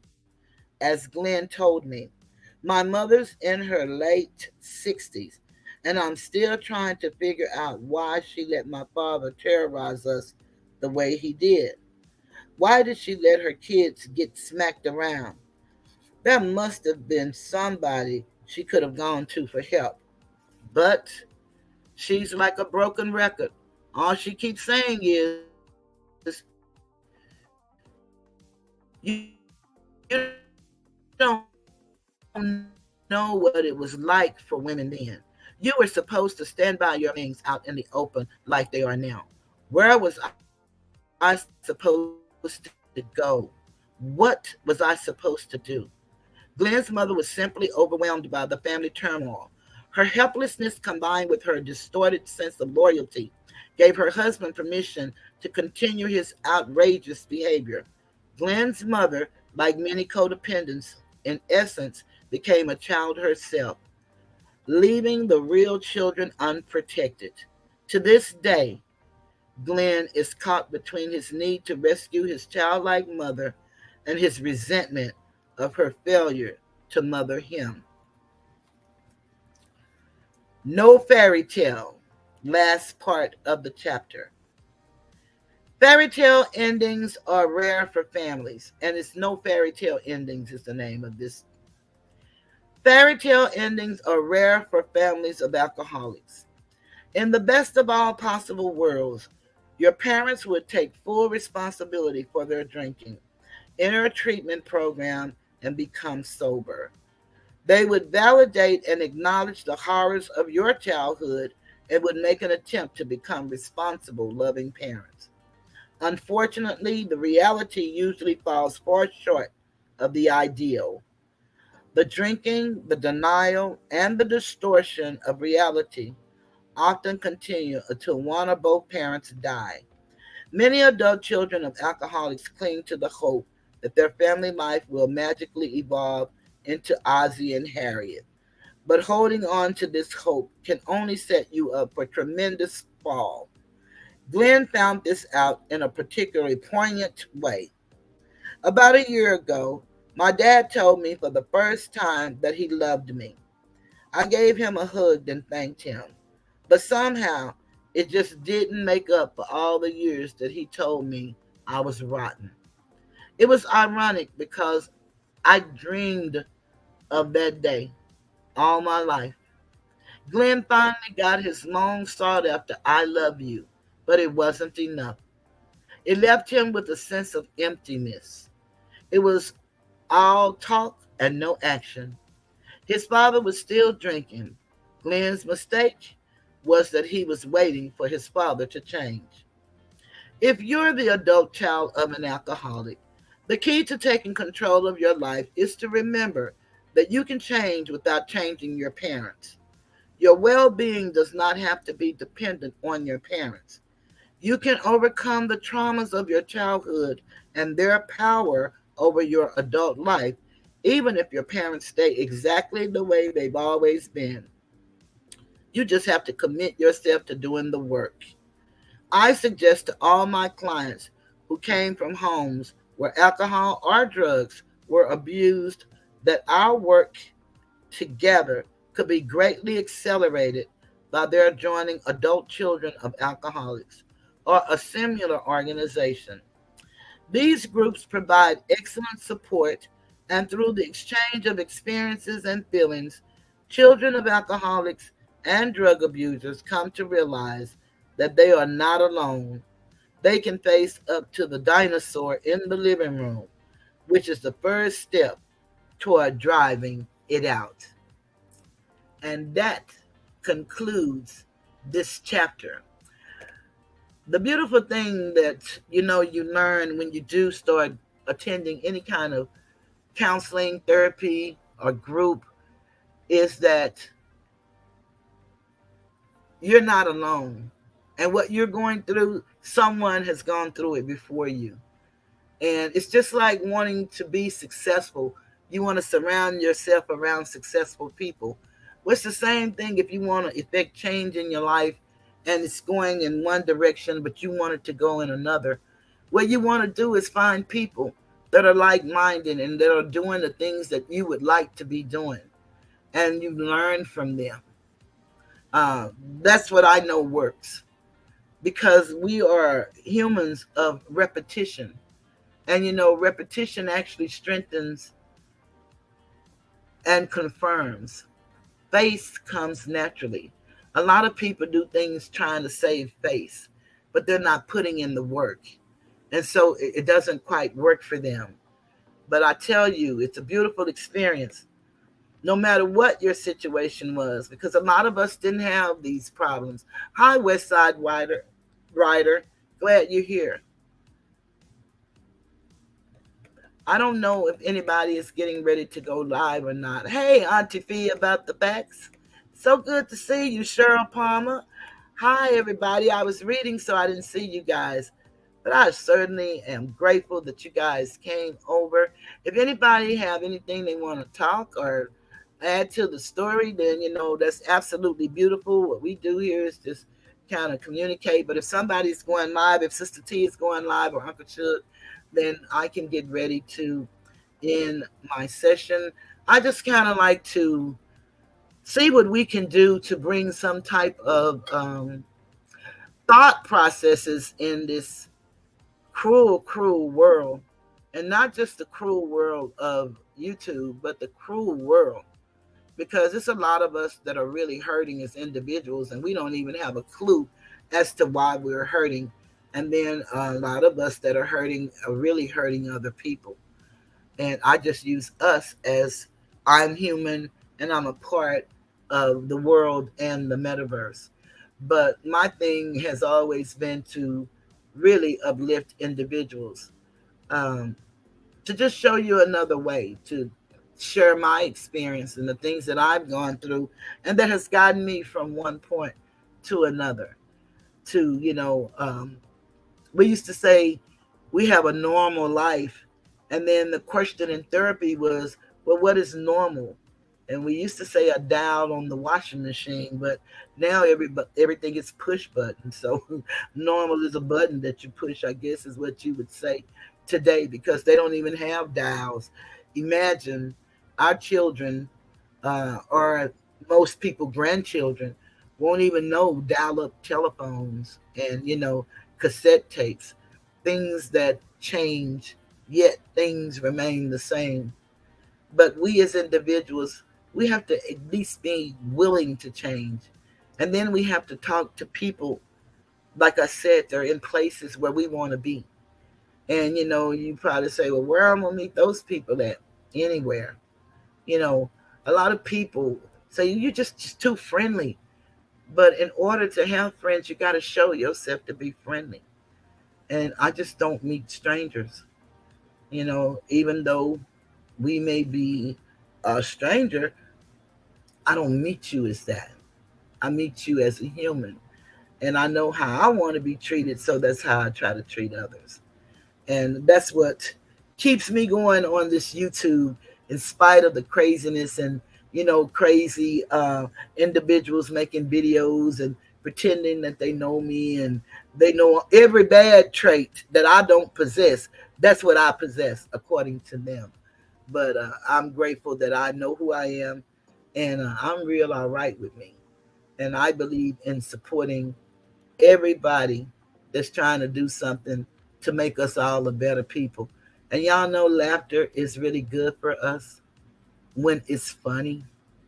But a lot of things that are going on, it's not humorous, it's not funny, it's invasive, it's really downright should be illegal. And maybe the actions behind what people are doing are really illegal. And we just don't know it. But we didn't come here to be abused. We came here to entertain each other and to learn from one another. At least that's what we said. That's why we came here. But it's awfully funny. Nobody is trying to entertain, it seems. The majority of these people are just trying to tear down, and they don't care who they hurt in the process. It's a lot of things that we could learn from one another if we were willing to have a conversation. It's very hard to have a conversation with somebody who's cussing you out and calling you names. That's just almost impossible. That's just not going to happen. I know it wouldn't happen with me. But it's just really amazing how we are some resilient people and we have brilliant brains. But when it comes to communicating one with another, we go, as Sister T would say, to the bottom of the barrel, gutter trash. We don't choose to be better people. When we have children that's looking up to us, even if they're not your children, somewhere in the course of a day, if you leave your home, you're going to come across some child. And you never know who's watching you. And you never know what your smile would do for somebody or your hello. You don't know the impact that that have on people because you never know what people are going through. You really don't. I don't care what they put on their face and all the shit they be talking. You don't know what they're going through. And you know, the things that happen to us on this YouTube and, you know, the wishing of death, the sending us texts. I got those type of texts too, Sister T, and I love what you're doing. And if it wasn't for you, Sister T, I would know nothing about no sharing on no community wall. Nobody ever told me that. I barely knew what a community wall was. When I found out what it was to put my show on there. It's little bitty things like that that a lot of us as new content creators have not a clue about. And all we know is getting on here with whatever we had in mind. And look like a lot of them didn't have anything in mind because they don't have content. They're just saying shit. They're just coming off of people. But I truly love the work of Uncle Suge exposing. That's what he has always done. That's what he does. He does not just attack individuals. I love Sister T's humor and telling it like it is and telling it from her gut. As you all know, I've always taught those that know me from day one, we have three brains. We have a brain in our gut, in our heart, and in our head. And this one, in that stomach, that gut, you can't go wrong. You cannot go wrong. This one we use to reason and rationalize. See, the subconscious only acknowledges the truth. The conscious mind is the negotiator, and we try to make shit fit when it really might not fit. And then the brain and the heart keeps us a lot of times in relationships that we just ought not to be in. We might should just let that go. But because we tug with our emotions, and a lot of people think that the emotions mainly come from the brain in our head, that's not always true. And it just takes research and study. I am not a doctor. I'm not a psychiatrist. I'm not a psychologist. I'm not an attorney. I don't practice law. I'm not a preacher. But, you know, I lived 64 years in this life. And it took me almost 50 years to come into who I am. Because a lot of times, like I said, we don't even know that we have a need to know that we have choices. A lot of us didn't learn that at home. Our parents was teaching us a lot of things and laid a beautiful foundation, but a lot of the things that you learn about yourself, you learn it about yourself. And then you got to learn to trust yourself and go with yourself. You don't have to go along with nobody. Go with you. And I tell you, I love the saying that they have in recovery, to thine own self be true. Because I promise you, if you're true with yourself, you're going to be true with everybody you meet. Now, they may not like your truth, and that's okay. But if you be true to yourself, you're not going to harm anybody. If they're harmed, they're harming themselves. Remember the chapter I read the other day when they had the melancholy holidays, when the family used to all be together, but as adults, this guy had won a trip for his job and he wanted to go with his girlfriend. It was a trip for two to go to Aspen. And he went on the trip. And the doctor asked him, did he take the trip? He said, yes. And she said, I'm surprised that you went, but how was it? He said it was the most miserable trip in his life because his mama burnt the turkey and blamed it on him. The brothers and sisters are always calling him, wanting to know why did he have to mess up the family tradition. And she told him something quite simple. You didn't ruin the holiday for your family. Those were choices they made. They chose to mess up the holiday for themselves. She chose to burn up that turkey. She did that. Then the siblings chose not. They could have toasted to you and kept right on going. And I see that the flag teams are truly busy. I don't know why they feel the need, but I say I pledge allegiance to the flag, the United States of America, and to the republic for which it stands, one nation, under God, indivisible, with liberty and justice for all. So they can flag until they can't flag anymore. I'm going to keep coming and I'm going to keep doing what I'm doing. I want to thank everybody for being here with me. I'm going to get ready to close because, number one, I was an hour late and didn't realize it. I thank you all for taking y'all time to come and spend it with me. But I was an hour late. After I rescheduled my show, I thought I did it for 8:15 and it was actually 7:15. So y'all don't know the joy in my heart to see you all here in this chat. It really means a lot to me and I appreciate it. But I'm going to get off early in case anybody wants to go on. And I will see you guys. These 2 days really work for me because I do live in congestive heart failure. And so a lot of times I don't really do a lot. And my son was encouraging me the other day to just get up and walk to the front and come back. And he's always trying to get me to do something. And the middle of the night, the other night, it was so beautiful. I got this text and it was a kiss and it was my son. I'm like, oh, you thought about your mama? He said, yeah. It's those little things that make this little stuff these people do it on YouTube a joke. It's the little things that count from the people that you love the most. But I be ding dong, goddamn, and everything else. If we're going to accept these people threatening our families, that's unacceptable. We all should be ringing out about that, not just one or two of us. Everybody should ring out about that. And if you don't want to ring out about it on YouTube, you don't have to. You can ring out about it in email. You can ring out about it in text.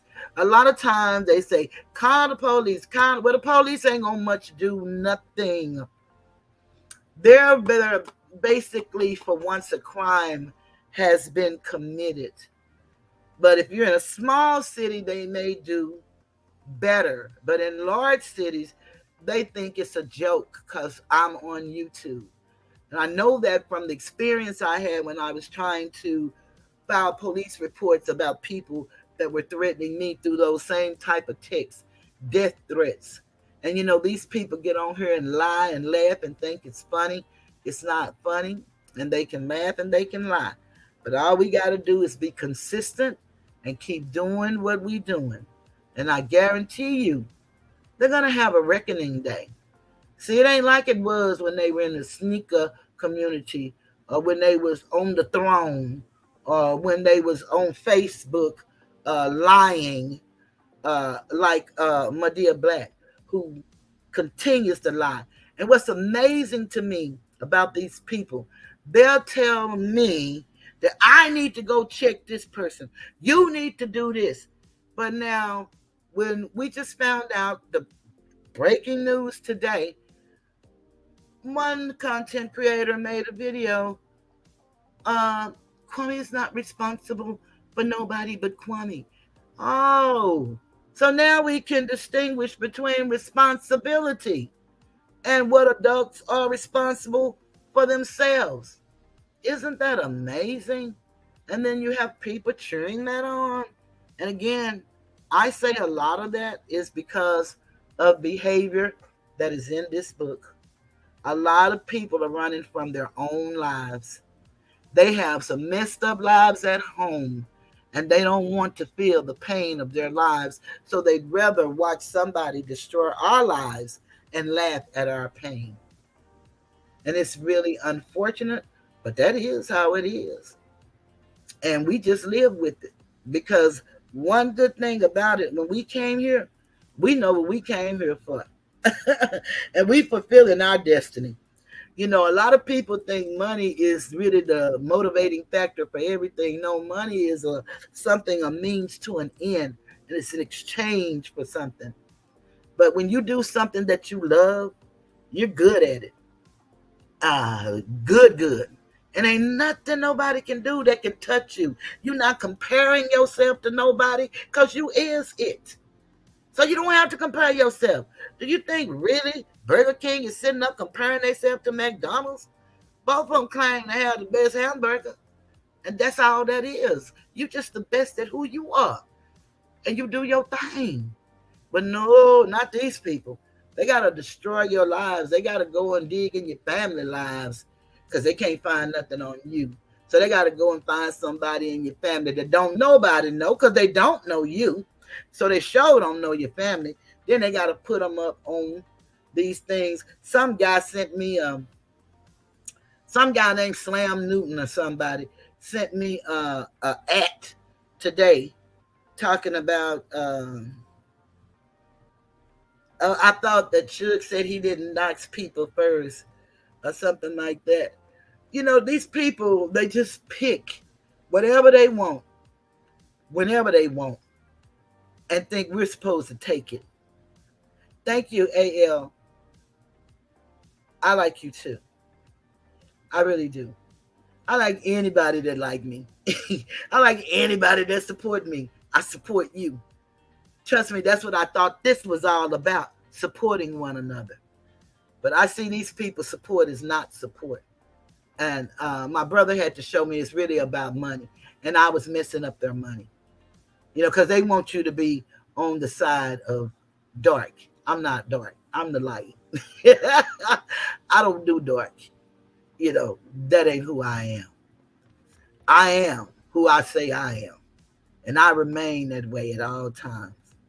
And I don't care who like it and who don't like it. You don't have to. I like it. I really like it. It took me a long time to be the Cheryl that I am today, the Toothless Tiger. It took me a minute to get there, but trust me, when I made it, I made it. And I'm real all right with me. And I'm not going to mistreat anybody that don't mistreat me. And if you mistreat me, I don't give a damn about you. Believe that. You don't have to wonder. You don't have to guess. I was grateful for the opportunity last night that I had, but I see that deception runs deep with a lot of people. And so, as many thought and said, the person is very deceptive, and that's fine. And we're going to let them take deception and run on and see what the end going to be. Because we know the end. And anybody who thinks that they're so great to be with a person who's turned on everybody, but you're the one that they're not going to turn on, And then they got stupid people in their chat just saying anything. And I noticed they love talking about me, especially that big Greg person. Love talking about me because I didn't bow to his king. Well, that ain't my king. No, I don't do that. I don't bow down to nobody. I'm the king. One female king recorded in history. You met number two. That's me. I'm the king. So now I don't bow down to nobody. But I really hate that people have a bad concept of who I am. But then, no, I really don't. Because if you didn't have haters, you couldn't be as good as the good is. You gotta have haters. You got to. And we got some great haters out here. And I want to thank you, haters. Hello. Time to drink. I'm using my QT cup, sir. Time to drink. And then they'll say that I'm bullying them. Boy, this is really sad. Donkey says, as I stated, pedos and predators and women abusers are over their flag and report any and all affiliated with those people, all videos. Yeah, that's true. And I tell you, that's what they're doing to me. And I know they're doing it to Sister T because he said that he was going to take my channel, Sister T's, and uh, the skinny Mr. guy said it out of his own mouth. And then he says he has a war team that's doing it. They're flagging constantly. And I think now they just have us in a trick bag and a flag bag where we're not really being pushed and not being supported by YouTube like we should. And so since they're not responsible for, the publishing and the speakers on YouTube, but they do control what we say and do by choosing whether they're going to let ads be on our videos or not. I think that we should at least learn how to contact YouTube by way of their corporate office, not by way of the internet like they have us doing, because everybody you talk to, nobody can really help you. I've talked to people about a lot of different things, and nobody has been able to really help me and give me any assistance. And, I've fought some of the biggest giants in this world, and with no equivocation. You just stand on the right that you know is right. And my daddy taught us that right can get you killed just as quick as wrong. So sometimes you gotta lie. And that's true. But in the right in which I stand, it is what it is. And it's just getting to the appropriate people. And that's what these people bank on. They play these little silly games, and they know just enough to play games and think that it's funny. But none of this is funny. None of it. And then, I just laugh at these people talking about this woman, Queen Regina, her TPO covers everybody on YouTube. No, she know what the judge told her. And I don't care what she say about me and what she does. It does not matter. Because one thing I know, reading is fundamental. It really is. And if you have any type of comprehension and you have access to a dictionary, it ain't hard today to read. It's not hard at all. And then you can go and get the 8 parts of speech and save them in your favorites so that you'll know in the 8 parts of speech, when you use words, you'll know which way you're using it, whether you're using it for a verb or a noun. People really think that we're all stupid, but we're not. We came here with an idea. We came here with a desire. We just didn't know what it was about. I used to just look at YouTube. Then I hear them talking about I'm so conscious. I don't know enough to be with the conscious community. I don't know what none of that means. Knowledge is here for all of us.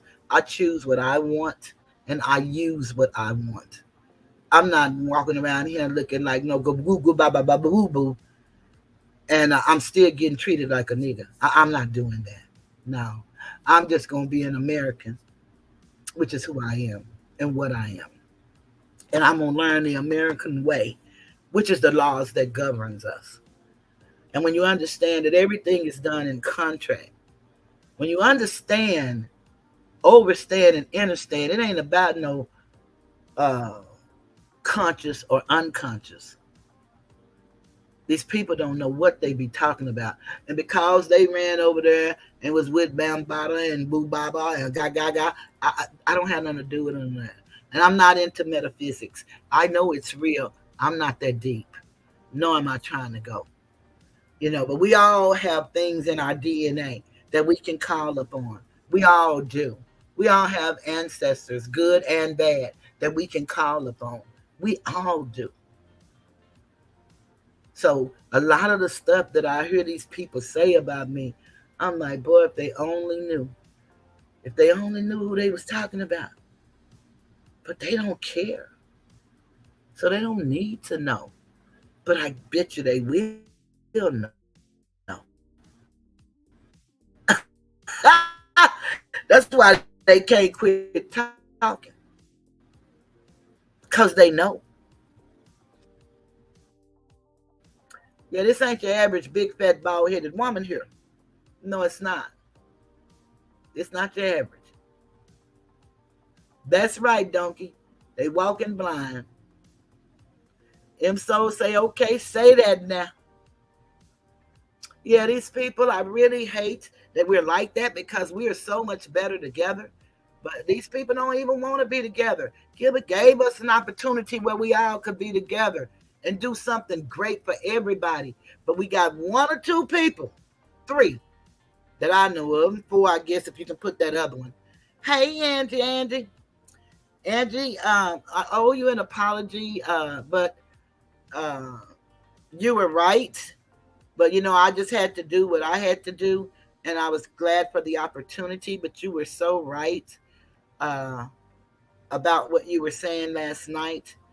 As long as I get to do what I need to do, I'm real all right with it. And if I never see, talk to, or hear from again, and when I hear what happened, it's fine. Because we had a whole show today about me and, of course, Uncle Suge, and we don't care about none of that. He's like me, and I'm laser focused. I just don't have the talent that he has. But boy, we both got them talents that work for us. Yeah. I don't think I played my song. And Sister T, I don't know if you're going live or not. I'm just up here shooting the shit right now. But like I said, I don't want to stop anybody from going live because I don't know who's going live. But Angie, I love you dearly, and I thank you for sticking to your guns and feeling what you felt and seeing what you said. I really appreciate that. Let's see, once we learn to be adults and have adult conversations, I think that things could be a whole lot better here on this platform. But nobody really wants to have adult conversations. They just want to have their conversations. And conversations are inclusive. They're not one-sided. And I think that that's what a lot of these people don't get. But this song here is one of my favorite gospel singers, Fred Hammond, made this song. And I'm saying, I'm beginning to sound like that man. I think he copied that shit off of me because now I'm sounding like him. And I do mimic people, but not that. Yuck. No weapon formed against me shall prosper. It won't work. No weapon formed against me shall prosper. It won't work. You see, Cheryl will do what she said she will do. She will stand by her word and see it through. No weapon formed against me shall prosper. It won't work. There just ain't one. There just ain't one weapon, no. You see, I'm the weapon. And I do what I say I'm going to do.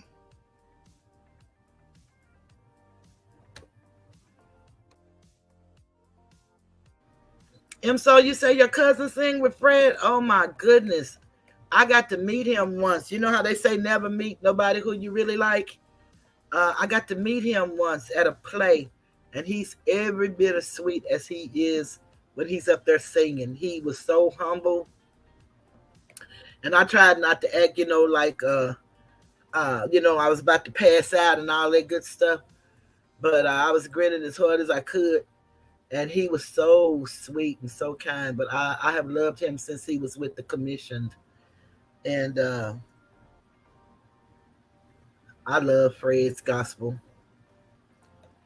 I'm going to take y'all back to some of my songs. If anybody's going live, would somebody drop it in the chat for me so I can go on and end? But I just wanted to play some of my songs. One thing I can say that Southside, TY, and Straight Talk and I all had a conversation, and we all apologized to one another, and we have a working relationship. We don't hang out or anything like that, but we do have a lot of respect for each other, and we go to each other's chats, and we're welcomed. They're always welcome here, and they allow me to come to theirs, and we support one another. But these are songs, when people was talking about me and calling me all these names and all of that, I didn't want to go there with people, so I just would make up songs, and I would normally just make them up while I was sitting here. And I started out with one or two, and Astor is always teasing me, telling me I got a whole EP, which I do have now, about 12 or 15 songs.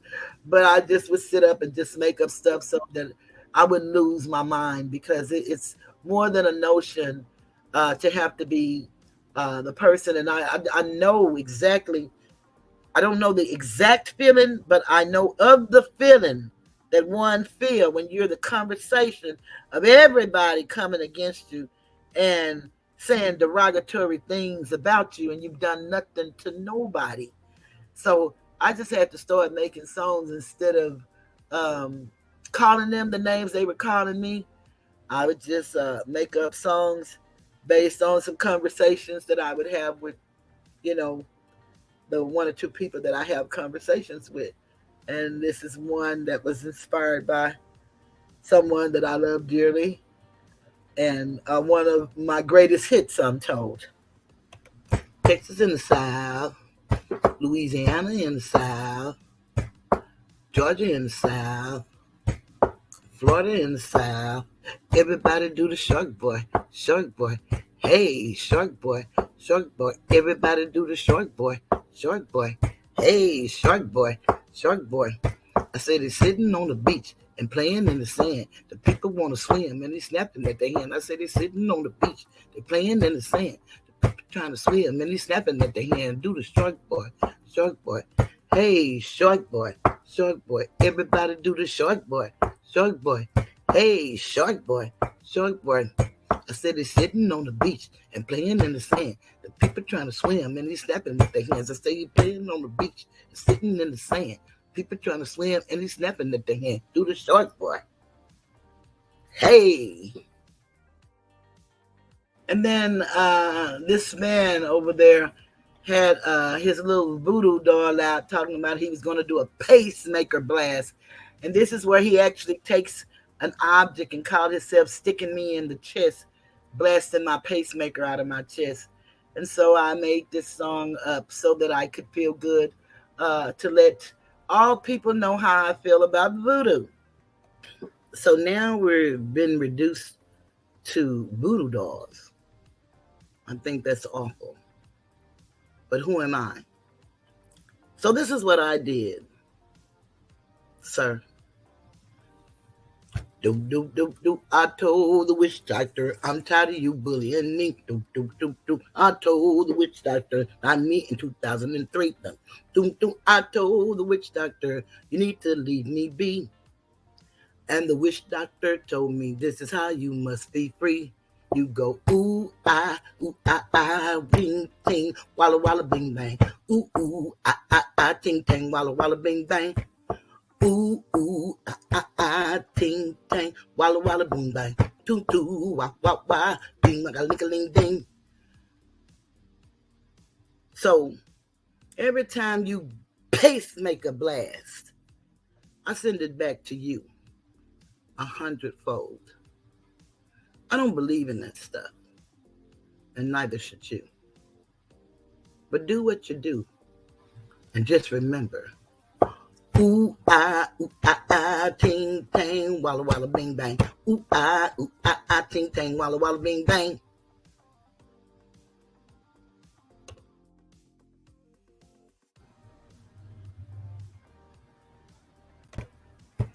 He's in love with the chokehold, known as a buster and a wrangler. He's in love with the chokehold, goes by the name of Texas Strangler. He's in love with the chokehold. He got his hand around her neck. He's in love with the chokehold. He said you ain't seen nothing yet. He's in love with the chokehold. He docks my name, my car, my house. He's in love with the chokehold. I'm feeling scared as a church mouse. He's in love with the chokehold, known as a buster and a wrangler. He's in love with the chokehold, known as the Texas Strangler.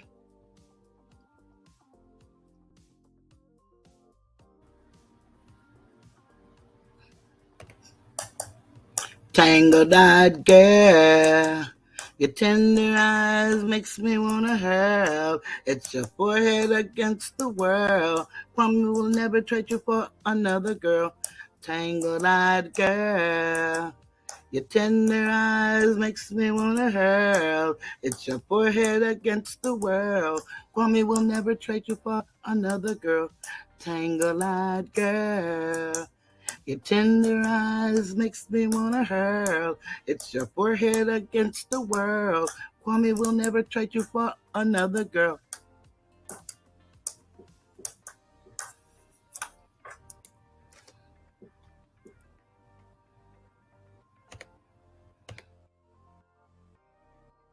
Hopefully my songs don't insult anybody, but they may. And that was not my intent. But I did want to send the message, just like I was being called all these derogatory names. But I really had fun making these songs, and they kept my sanity. And so I hope y'all enjoy them like I do. Brown skin lady, where your husband at? When he woke up, you were typing in that chat. He sat up so he could think. Next thing he knew, you were taking skinny lean. And so I want y'all to know that Tangled-Eyed Girl is his lyrics. I just sung the song for him. He was his side and piece. It was once brown skinned lady talked about his children for no reason. And so he came up with that song. And I never heard the song. It was by Beyonce. And so I went and listened to the song. And this I just made up those lyrics. I'm gonna leave and go back home tonight. This one, it was about 4 a.m. when he grabbed a handle. He walked right in and you were on a panel.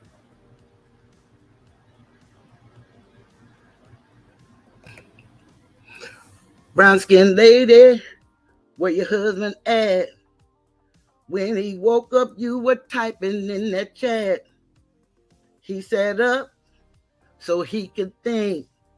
Next thing he knew, you were taking skinny lean. He left home to be with his side piece. He left home to be with his side piece.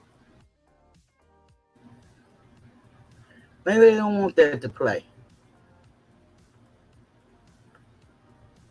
Skinny!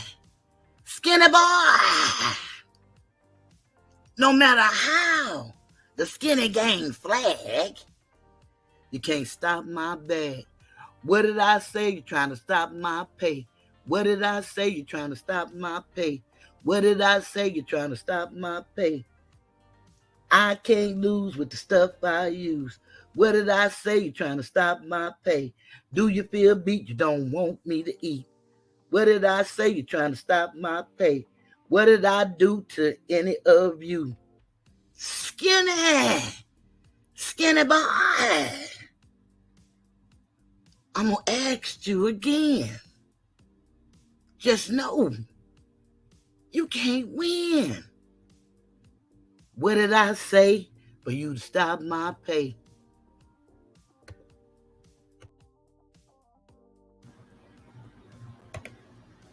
Stevie, Stevie, please don't beat me. Don't strangle me, Stevie. Don't strangle me, Stevie. Don't strangle me, Stevie. If you ain't gonna love me, please just leave me. Don't strangle me, Stevie. Don't strangle me, Stevie. Don't strangle me, Stevie. Stevie, Stevie, please don't beat me. Don't strangle me, Stevie. Don't strangle me, Stevie.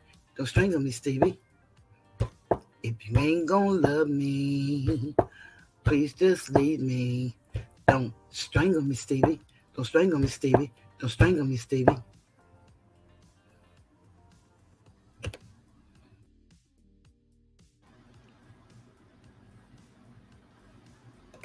Ooh, ho, ho, ho.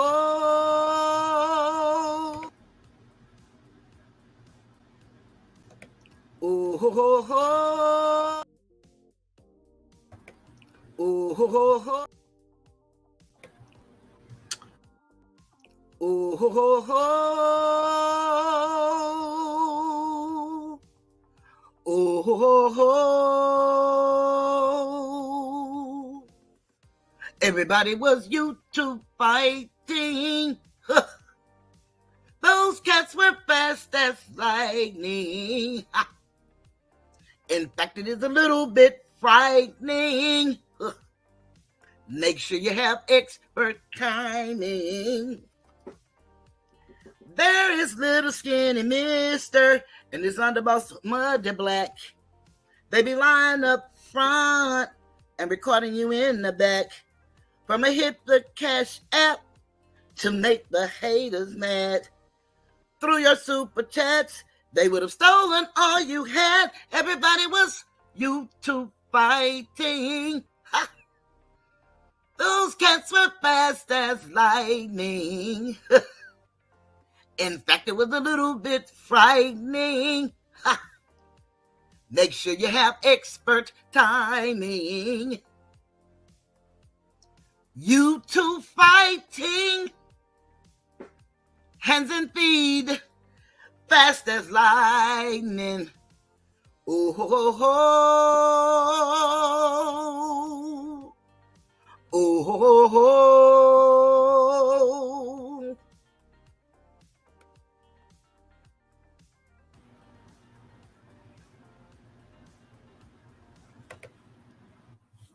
We're not against content. We're not against content creators and supportive subscribers. But we are against those bullies, stalkers, and harassers. It's the thuggish, rugged. It's the thuggish, ruggish cons. It's the thuggish, ruggish cons. It's the thuggish, ruggish cons. It's the thuggish, ruggish cons. It's the thuggish, ruggish cons. It's the thuggish, ruggish cons.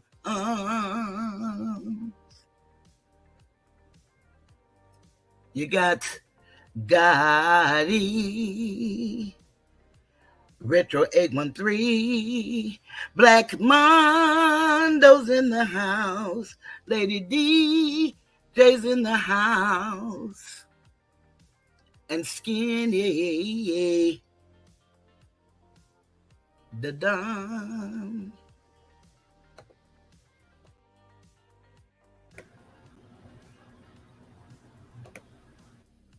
The time has come for us. Stop messing around. I almost thought you really were serious about stop bullying. Oh, Mondo.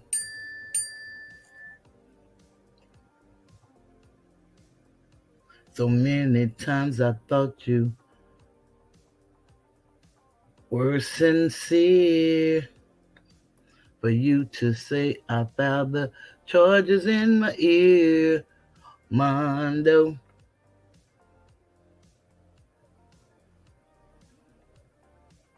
You start doxing. Oh, my heart was yearning for you to file charges against Skinny Mister.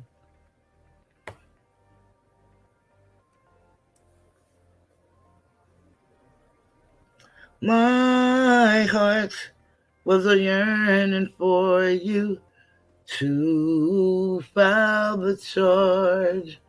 Oh, my heart was yearning for you to file the charge. Mondo can't keep doxing everybody's life. Mondo can't keep doxing everybody's life. You can't Mondo doxing everybody's life. Mondo doxing everybody's life. You can't Mondo doxing everybody's life. Mondo doxing everybody's life. Fake money. Fake money. Fake money. Fake money. Fake money. These niggas always tell a lie on you, and if you're not gonna sue, they think the lie becomes the truth. I know that the song gets very corny, but it's not worse than showing 10 racks of phony money. Fake money. Fake money. Fake money. Fake money. Fake money. Fake money. Mondo. Baby, baby.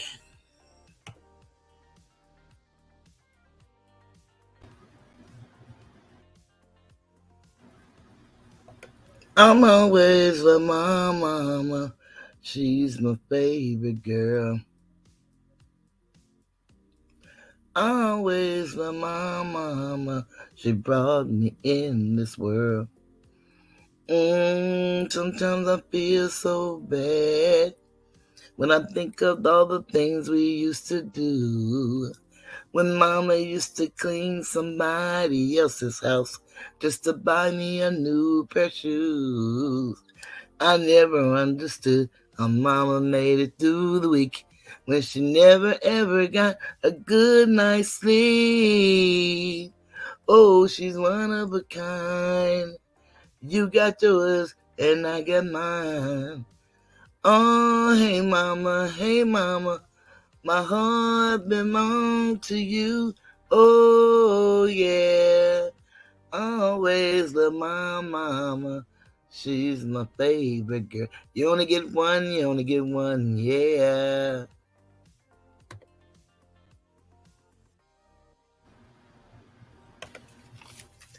In a mother's love, you will find Everything, everything's alright. To a mother's love, you are bound. You can rest on sacred ground. You are free to dream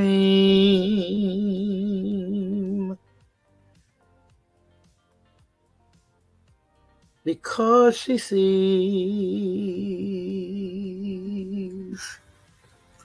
what you can be.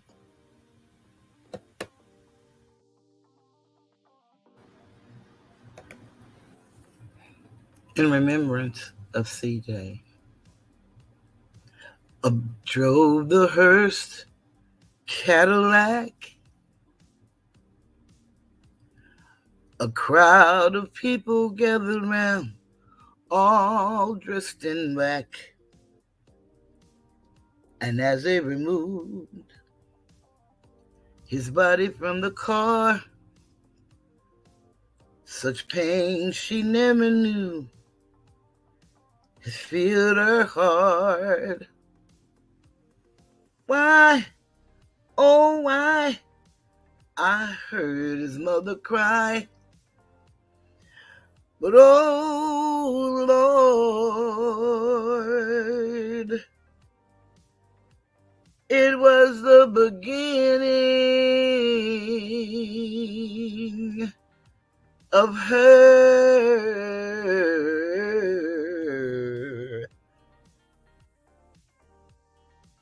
and justice for CJ. I believe the children are future. Teach them well and let them lead the way. Show them all the beauty they possess inside. Give them a sense of pride to make it easier. Let the children's laughter remind us how we used to be. Everybody's searching for a hero. People need someone to look up to. I never found anyone to fulfill my needs. A lonely place to be. So I learned to depend on me. I decided long ago never to walk in anyone's shadow. If I fail, if I succeed, at least I live as I believe.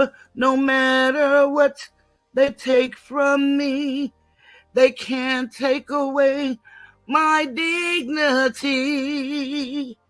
Because the greatest love of all is happening to me. I found the greatest love of all inside of me.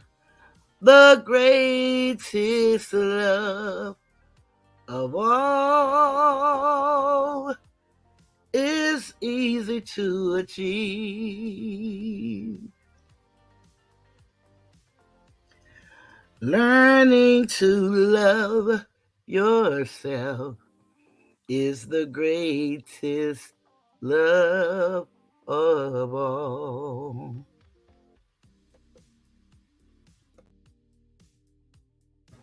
I want to thank everybody for staying with me and listening to my mini concert.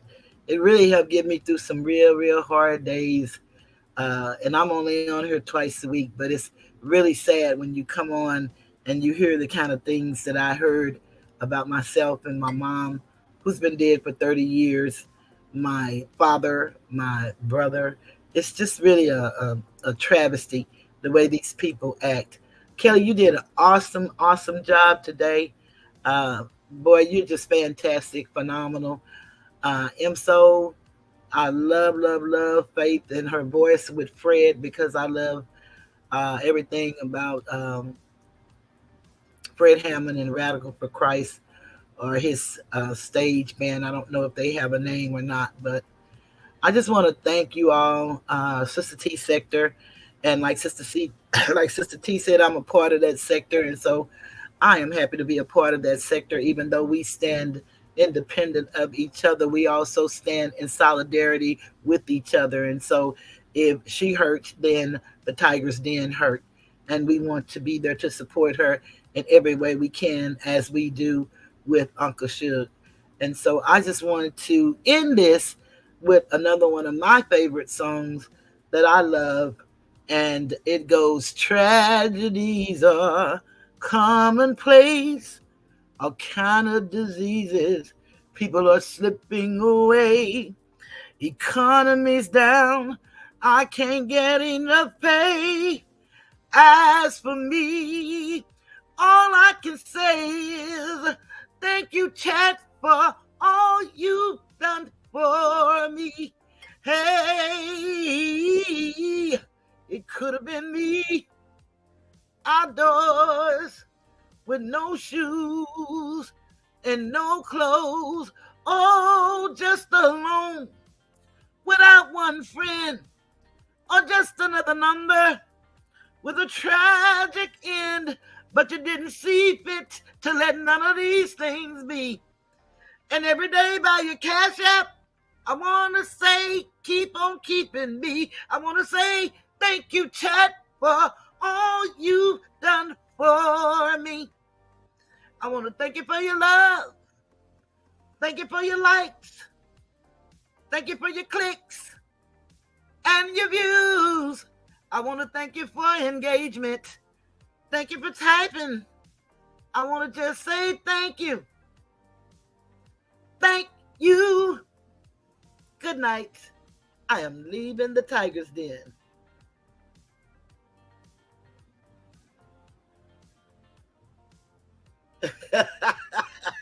Oh no, Sister T. But I just love you guys, and I thank each and every one of you guys for staying with me and for being here. It really makes this be fun again. And as Asator says, justice for CJ, and then I forgot to put not me. We will not me stands for any of us that will not be bullied. They said that me is not about a one person. It's not about one person. Me is whoever say it. So it could be a quadrillion me's. It's just not me. I'm not going to take it. And y'all not going to do it to me. And that's all that means. Not me. Yeah, you can bully and do whatever you big enough to do, but just know, I ain't taking it. Not me. And if you ain't taking it, not me to you too. So have a beautiful night. And I'll look forward to the next live, whichever somebody go in, I'll be there.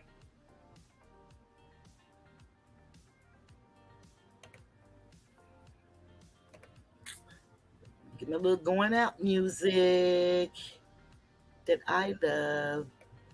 This song is Know Thyself. That's why I love this song so much. It's a YouTube song.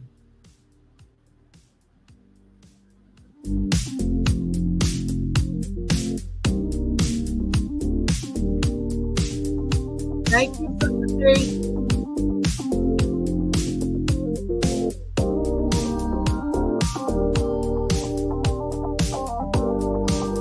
Girl, Mama, thank you. That's the talk. Maria, Phyllis, Them So.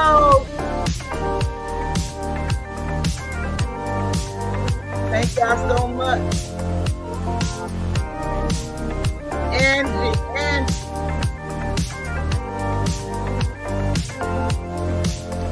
Don't be green.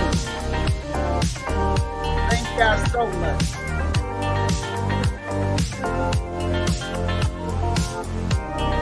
AL.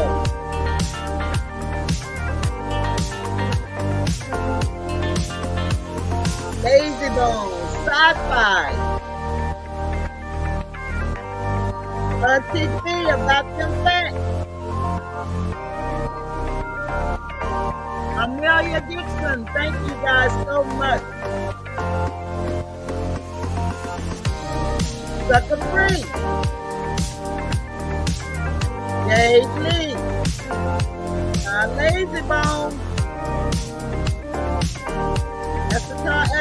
Essitar, Billy Davis. Thank you for coming, Billy. One day at a time, anytime. So Alicia, I know she's gone already. And once again, Andrea. Thank you, everybody. I certainly appreciate you guys. And love you.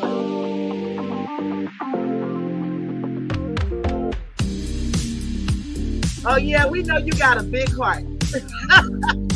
We already know you, so you are totally all right and at home in the Tiger Den. Yeah, we know your heart.